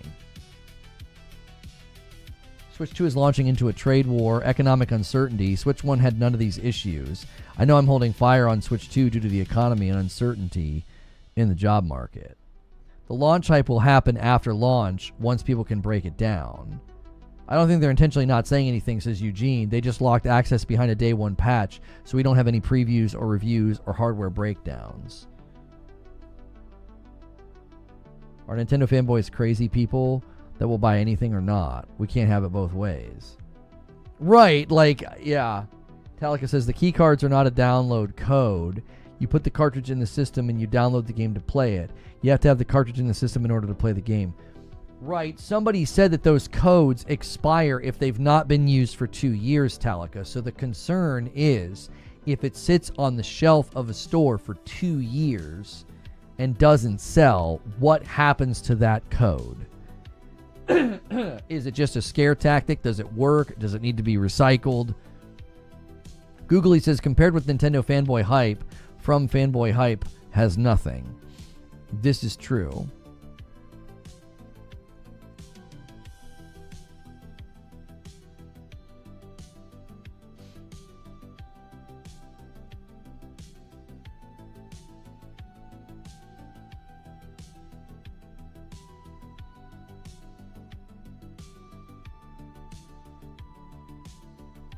Oh, Cat Uncle says, I looked into it. Apparently, it's the DLC codes for Street Fighter that expire, not the actual card. Oh, yeah, that's normal. Yeah, that's totally normal. I think I pulled out old codes before in from like jewel cases that I find, and they're expired. Yeah, I don't think... Hey, somebody ordered some coffee. Thank you, Silent Warrior, for ordering 5 bags. of dark roast. Y'all, this is another great way to support the channel. This is not a sponsor, right? If you're like, I'm not going to do a membership or I don't do super chats. If you drink coffee, you should definitely go to reforgeroast.com and get yourself some. It has balanced and low acidity, which means it's very, very smooth, no bitterness, very drinkable. It's easy on your stomach. I know some people that cannot drink coffee because of stomach issues, and they can drink mine. Let's see here.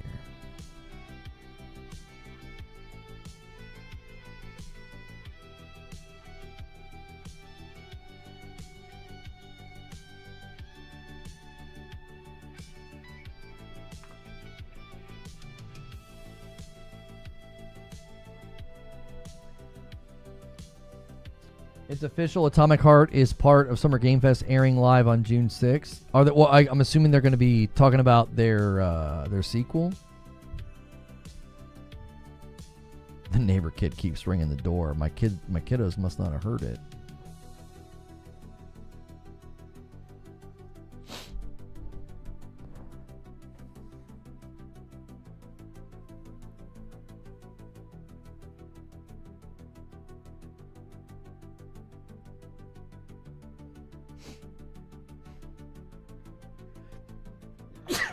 Yeah.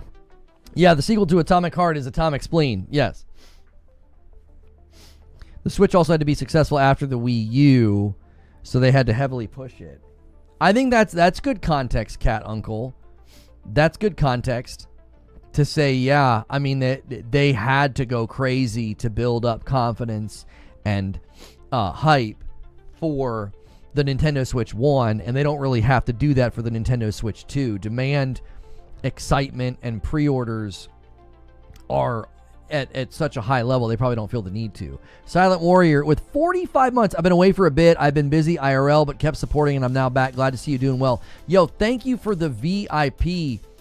Y'all, we're a little behind on pace. We need to end the day at 100, and lately we've been blowing that out of the water and almost doubling what we need by the end of the week, and that unlocks all sorts of fun incentives for Friday night. More games to play, more music to share. I'll do that every week with you guys. So make sure you're celebrating your renewals.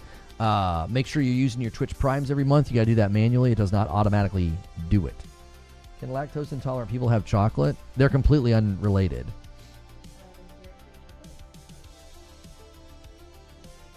Yeah, you can have forms of chocolate that have no dairy in them. Yeah. Mm-hmm. Yeah, you can wear my shirt. Yeah, you can't have milk chocolate. But there's plenty of versions of chocolate that don't have milk in it. Yeah. Because they can't have the whatever the heck lactose is.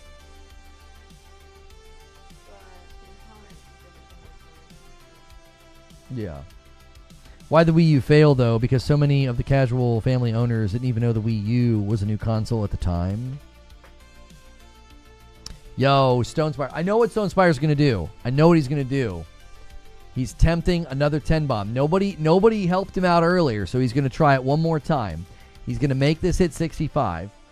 The next milestone is 75. Somebody get ready. Get your trigger finger ready to drop a 10 bomb. Twitch or YouTube, you can take it. Twitch has stolen it twice today.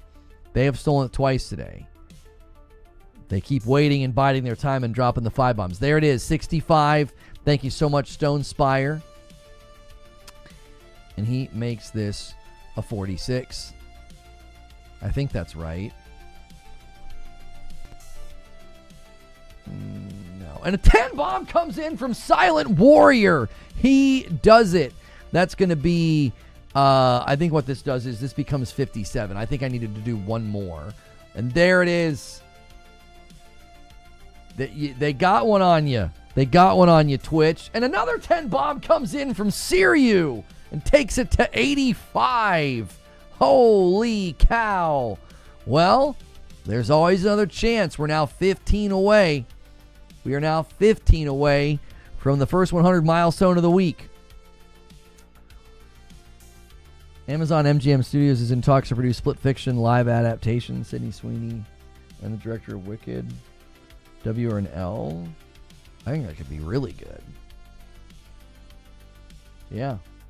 Because you don't even have to make that. Like, Sydney Sweeney's been in a couple of movies now where, like, they don't put her in the movie to have her bouncing around. Like, she's actually a good actor. So, you know, she obviously has other reasons people like to put her into content. But I don't think they would do that with split fiction.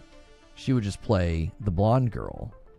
And there's not, like, you can't take away, right, what she looks like, but you certainly don't have to make that the focal point. Like, she's still going to look gorgeous, but they don't want to be like, have her running around in a bikini the whole game. That's not the point of split fiction. She's going to be The Rock in 5 years, just in everything.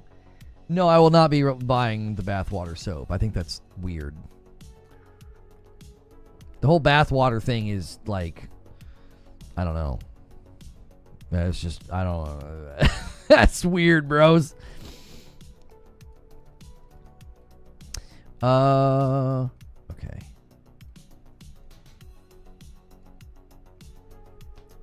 All right. We're 15 away from the 100. The question queue has been cleared. If you guys haven't left a comment or watched my video, I could not agree more. Me and my cousin are not buying it because cannot play with two people and you need a third. Lots of folks in that boat. A lot of folks are in that boat with Elden Ring Nightreign. Using someone's dirty bathwater to clean yourself is certainly something. Yeah, it just has like the, I don't know. It just has really, really, it just has super weird energy to it. Like, I don't know. I've seen some guys say some really nasty things about what they'd be willing to do because they think a girl's so hot. It just has that energy. I'm like, that's, y'all need to settle down out here, okay? It's just a creepy branding thing, right? I mean, I'm fairly certain if they are claiming that that's how they made it, I'm assuming they could get, I don't know, sued if they don't.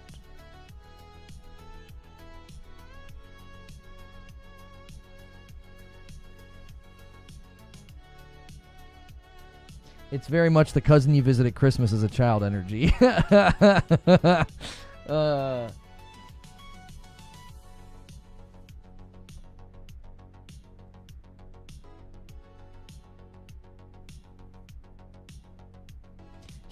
What they would do because she's so hot? You mean like awkwardly flirt and get brutally rejected? That's what I would do.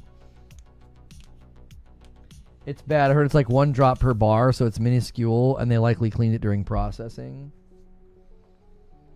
Yeah. I don't know. First we were maidenless, now we're friendless. That's right. That's right. FromSoft has no chill. Could we get 40 more likes on the video? Oh boy. I think the biggest problem with our Elden Ring Nightreign coverage is our audience has no interest in it. So I think it really hurts us when we try to do an upload or a video about it.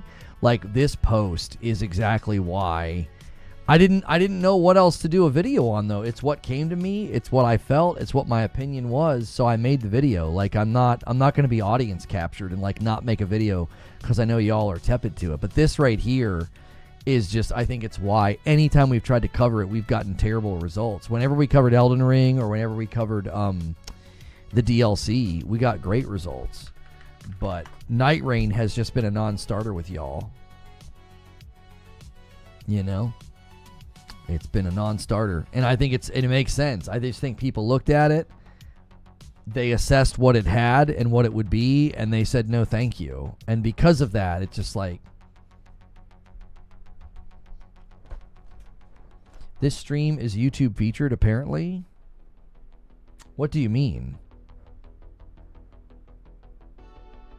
There's no way we were featured today. Viewership and impressions are terrible. And it's not because of anything we did wrong. It's just what happens when the news slows down.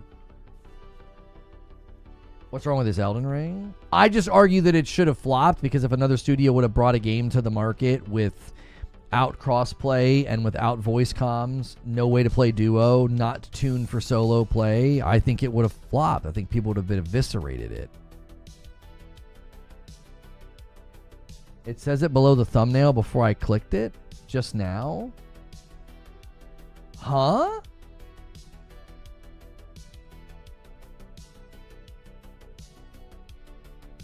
YouTube featured? There's no way they're featuring us or promoting us anywhere. There's no way. We would have seen a significant uptick in engagement and impressions and views. There's no frickin' way. Yeah, can you get a screenshot of it or is it gone? Oh, you're going to put the screenshot in Discord. Yeah, I want to see what it said. That's really interesting to me, Grubby. Because we have, this is probably one of the worst streams we've ever had. And it's because there's just nothing going on in the news. That's just the nature of what we do. It's like, if there's nothing going on, YouTube featured. I don't even know what that means. This is what it looked like. Have you guys ever seen this? See, right down here. I don't even know what that means. What does that mean? YouTube featured. Huh. Will you play the Hell Is Us demo? It's probably not going to happen because I don't have a rig that's in a shape where I would want to put something on it that is that demanding. That must not be live yet.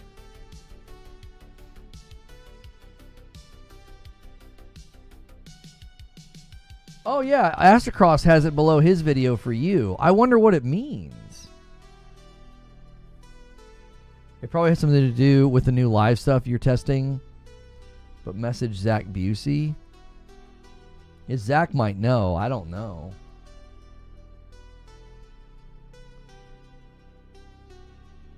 When you go to search, it shows lists with the fire symbol next to it if people are searching for it.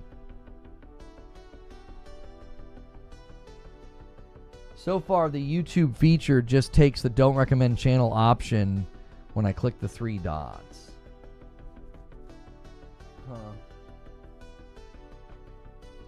I can tell they've been tinkering with stuff because our impressions are awful. Like, it kind of doesn't matter what we cover lately. You know, our impression count's very low. And I think it's because they've just been tinkering with YouTube. So, I mean, it's demoralizing. It's like, man, if we wouldn't have gotten Twitch back, I'd be like thinking, what the heck is going on? Like, it's just because that's just YouTube. That's just the nature of YouTube. They're always fiddling with stuff, and it dramatically affects what we do.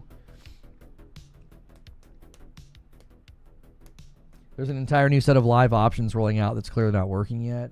Yeah, I think that's one of the reasons we've been having such terrible results with our live streams. It's because they're messing with something.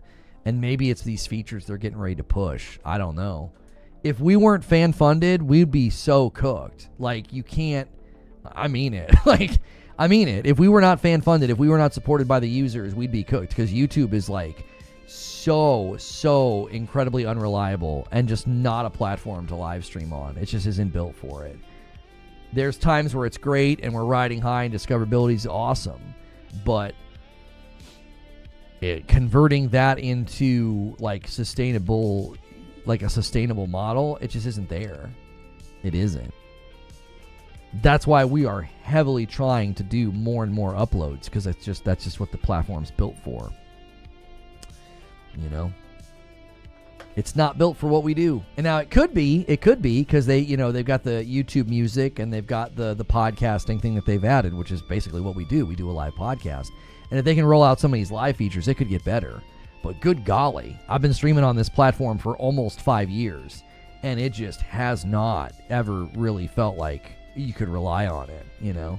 It's difficult. I think live streaming in general is not reliable because, like, Twitch has its own problems.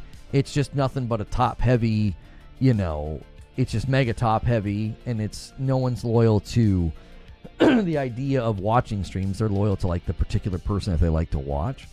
So, yeah. The live service, the live streaming industry is huge, but it's dominated by a very small list of people. The big thing is you can't react to stuff on YouTube. What do you mean? We could totally do the React meta. I just have never really wanted to do that. We could pull up videos, we could pull up tweets, and we could just make content on the fly, reacting. There's a whole meta of that for sure. That's just not really what we're going for. That's not the brand and the type of content that I want to make.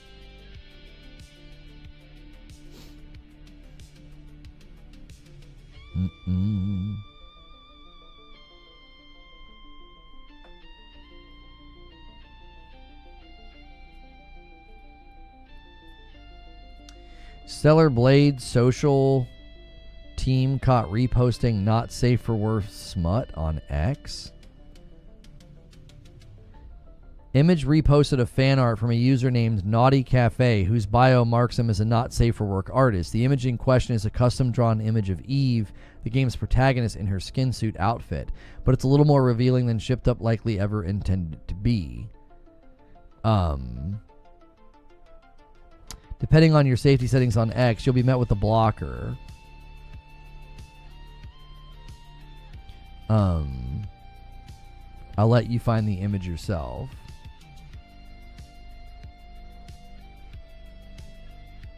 So hang on. They retweeted Naughty Cafe. Did they delete it? They might have deleted it. Like, fan art can get a little wild, y'all. We know this. But yeah, that's a bit much. I'm not even going to show it. I'm not. I would argue that it's not even... I would argue it's not even attractive, but yeah, that's like way over the line. It's basically a cartoon version of her, like an anime version of her, and she's got her backside is like front and center, and like calling it a camel toe is an understatement. It basically looks like it honestly looks like she's naked. Not like a... I don't even know how you class that up.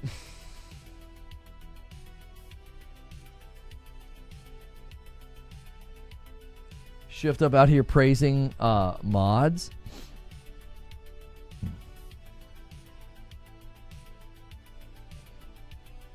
I don't know if they would want... I mean, I don't know. Are they praising people for that kind of stuff, though? I don't know.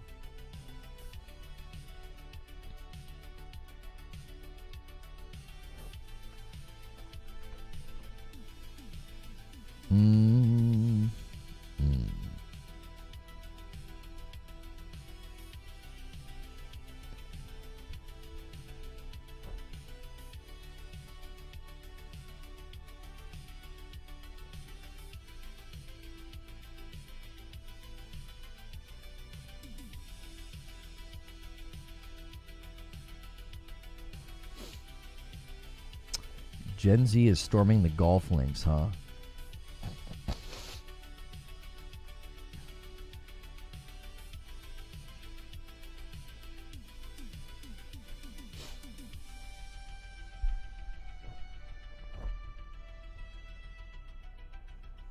I don't know why the article gives them the benefit of the doubt. It seems pretty intentional to me. Why throw in likely by accident? Well, you can't see the worst part of the picture unless you click on it. It is out of the cropped frame on Twitter. And if you look at it on mobile, you might not even see it. Like the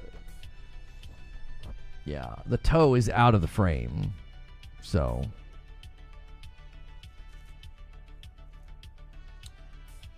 Junior says, you're not gaming either. It's like listening to AM radio. It'd be nice to see the games you criticize and have you play them. No, I've built a brand the way that I would like to conduct it. Your advice is, I mean, fine, but I've been doing this for 10 years. The appeal is me talking. If I play games, viewership gets even lower. So we play games when they come out. I give you my thoughts on them. I showcase them. Those streams typically do very well. Like, pulling up a game in the middle of a talk show is destructive. Like, it absolutely wouldn't work. It's not what we do. That's not what I've spent a decade building. This is just normal content rhythm of a live streamer that covers gaming news. Like, I can't make news exist. I can only cover what happens. Like, I don't have the ability to be like if nothing's happening, foot traffic on the sites goes down. Like, people aren't going to YouTube to hear news coverage when, like, nothing is happening. It's just the nature of the business. Yo, Yanadid with 20 months came in late today. What were the new Mindseye details? Sorry, I think you asked me a couple of times. Maybe somebody else was asking me a couple of times. It was that it's going to be like a 20-hour game, and it's not open world. So, yeah. I don't care about that. I don't care about that. I'm not like, oh my gosh, I can't believe it's not an open world game, because I'm kind of open world fatigued. Or like, oh my gosh, I can't believe it's not a 50-hour game, because again, I'm like long game, bloated game fatigued. But I don't know if people expected that from that game. I think it kind of looked like an open world game to me.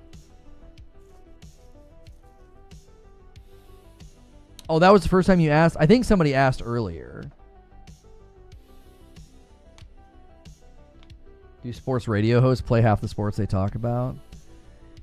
Well, no. And a lot of people who cover, games and gaming news don't sit there and play them. Like, that would be impossible.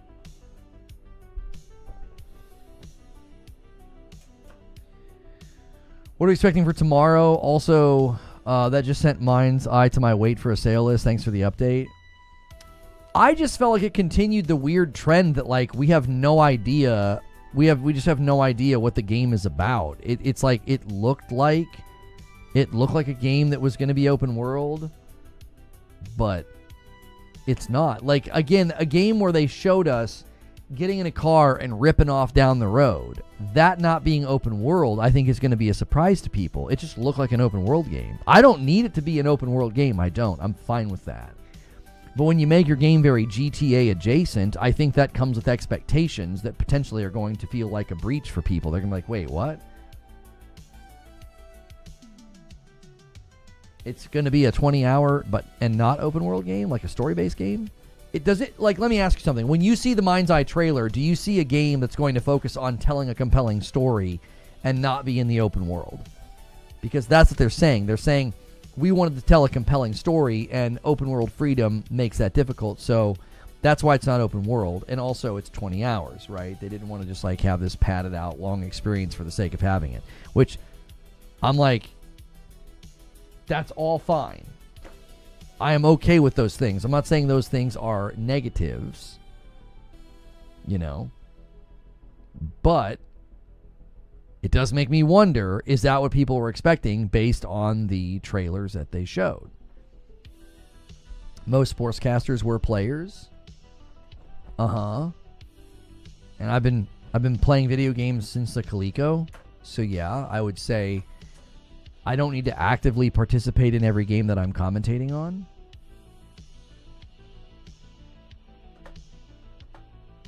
Like, gameplay is more of an appetizer here. Like, we're like, hey, let's check this out. We play it for like an hour and then we move on. Like, the brand and the show and what I built for 10 years is very much a talk show.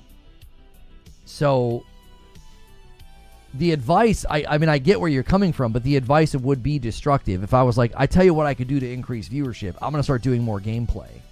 But the problem is, the gameplay, whenever we shift to it, it only ever helps on a launch day. Because on a launch day, interest is high, and then interest calms down. And for me, my draw has never been gameplay. So whenever we do gameplay beyond first day, we hurt viewership. So your advice, like at one level, I get it, but at another level, it's not helpful when we do it. We can't. It's not even a solution. The solution is just to wait and to keep making good content, and then eventually the news picks up again. We've had days like this before. This is just probably the lowest it's ever been because there's 133 people on Twitch that ordinarily would have been over here on YouTube, right? So instead of today on YouTube peaking at like 471, we would have peaked at 571. Well, yeah, that's a normal slow day on YouTube for us. Slow days on YouTube just feel a little bit slower now because we've siphoned off not a big chunk. We've siphoned off a good chunk of the audience that now watch on Twitch. So it's just a little more alarming. It's like, oh gosh, wow, we're kind of taking a hit. Well, yeah, we're taking a hit. We siphoned off, a portion of the audience to now watch on Twitch.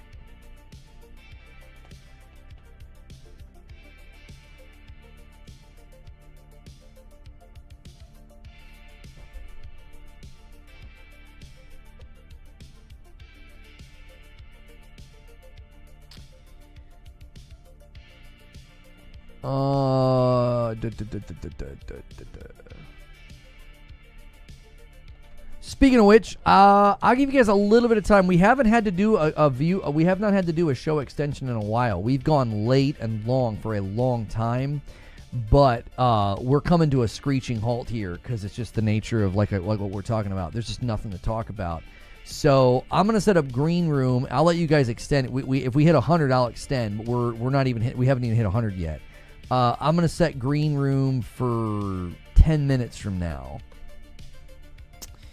And if we hit 100, I'll just extend it to when we normally do it. The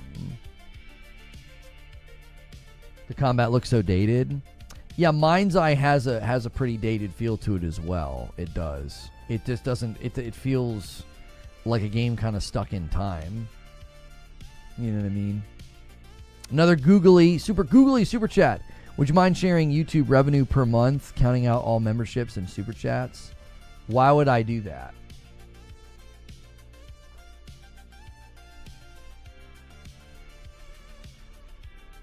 Fortnite has recorded its lowest average player count in 2 years. May's annual Star Wars event saw the monthly average drop to 1.04 million. What about Epic beating Apple? If I could go the rest of my life and not cover lawsuits or legalese, I would be very happy. I am not going to go out of my way to cover some kind of a lawsuit dispute between Apple and Epic.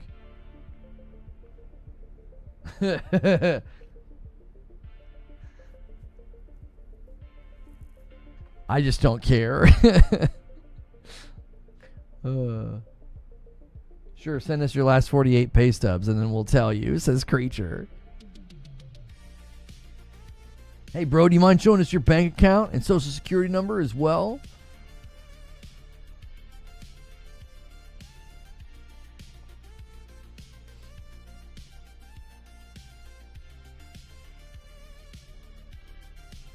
Yeah, Chewinator, I think what Eugene said was fine. There's no reason to throw around insults. Eugene was basically saying, like, you can be a commentator and not actively playing the games that you're commentating on. Like, this idea that, and we're obviously sensitive to it because there are people who really, really don't like me and they try to paint me as, like, a grifting tourist. And it's like, I play plenty of games. I have played a lot of games this year alone. I've rolled credits on a ton of games. I just finished Doom and now I'm working on Expedition 33. Playing games in the stream is just not part of what I offer as a value. It isn't. I know it's difficult for people to understand that, like, you can make a living in this environment by talking because, there is a method to that, and it's lost on them. They don't understand it. I think it's just above their IQ level. They're like, huh? How does somebody do that? Well, they can't explain it.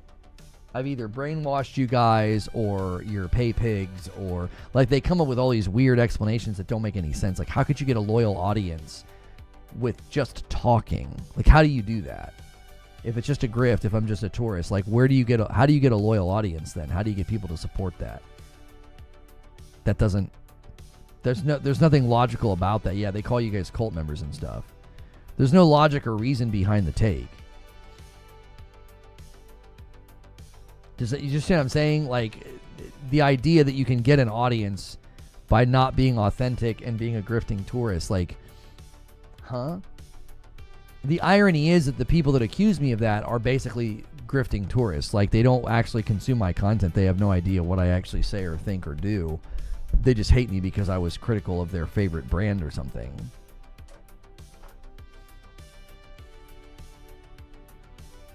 Oh. Some of the biggest streamers just talk. That's what I'm saying. Yeah, some of the big... You can literally make a living just talking in this industry. You can.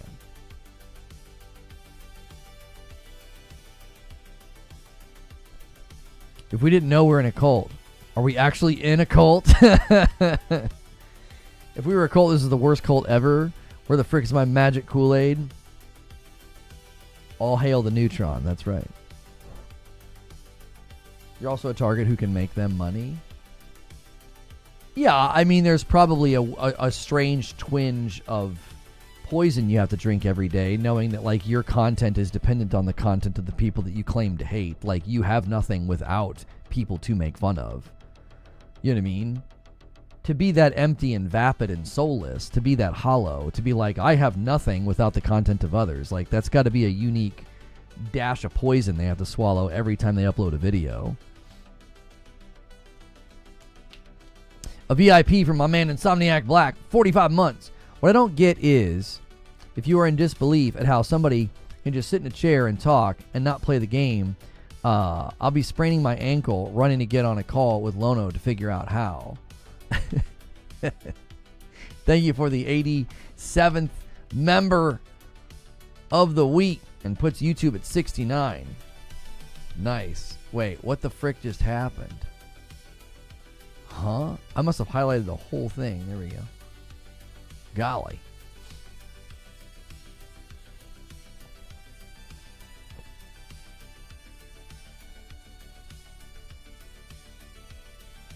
Is this a cult? Are we in a cult?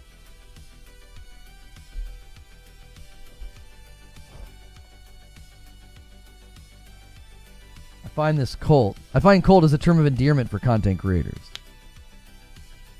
There are 20 TV shows that follow the model that he created with Cold Pizza and First Take. Oh, you're talking about Skip. I was like, huh?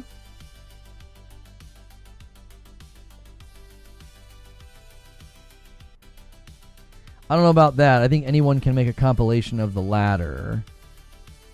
Marathon Expedition, the turn-based, Suicide Squad Kill, and that's just off the top of my head. I have no idea what you're saying, Vipel. Huh?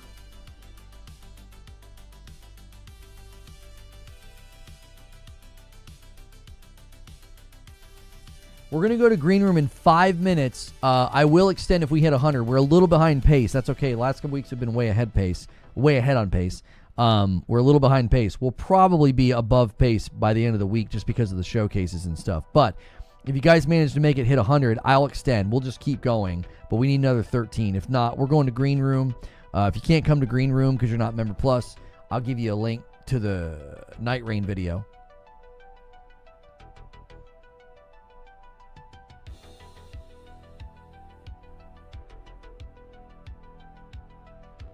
Local target combating scalping, even on the games. What are they saying for Switch 2? Quantities will be limited and sold first come, first serve. Tickets will be handed out at the doors. Purchase of 1 Switch 2 per guest. Limit of 2 accessories and games. Oh, wow. So they don't want people basically going in, filling a cart, and buying everything is what they're trying to combat, it seems.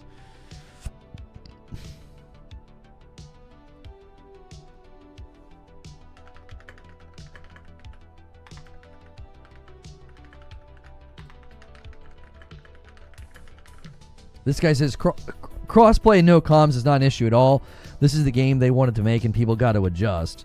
You could say the same about their single player games lacking maps and a quest log. And I say, got to adjust to archaic and outdated lack of features. Got it.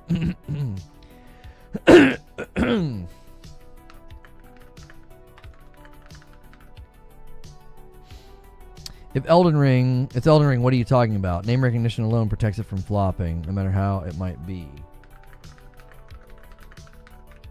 Did you even watch the video? Like, literally I talk about that in the video? Yes.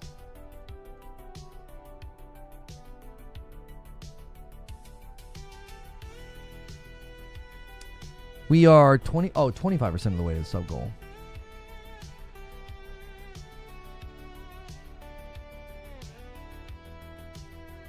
No one has to adjust anything. That's what I mean. Like, it's not an adjustment. Without crossplay and voice comms, there's no adjustments to be had. People are just going to get annoyed.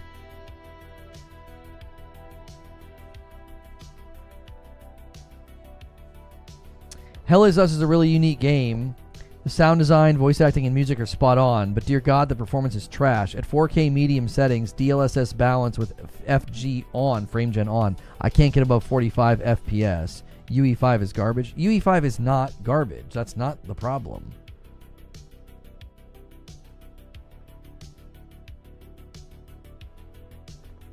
Like,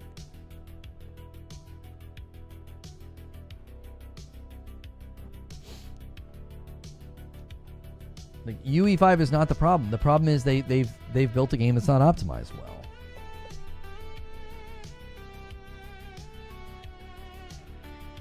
All right. I'm going to put the link to the Elden Ring Nightreign video in chat one last time. I'm going to put it in chat one last time. And we're going to go to Green Room. Twitch, you don't have to do anything. YouTube, you don't have to do anything. Redirect has gotten much better if the new stream is already live. I am going to switch Twitch to sub-only. Eventually, this will be a subscriber-only stream. So if you're looking for something to do and you can't come with us or you can't talk, click that link in chat and help that video. Hey, thanks so much for being a paying member. Coming to Green Room a little early today. News cycle's slow, but there could be good things on the horizon. We might be getting a state of play announcements tomorrow. If you're watching the tail end of the live broadcast, we've continued to say we need more and more folks to upgrade to Member Plus. And then you get into the Green Room, you get into the planning sessions of the content, and that is a huge help. It's how I do this. I'm completely fan-funded at this point after doing this for 10 years, and that is how we do this full-time. So I'm going to end the previous stream and bring folks over with Redirect. I got to change that.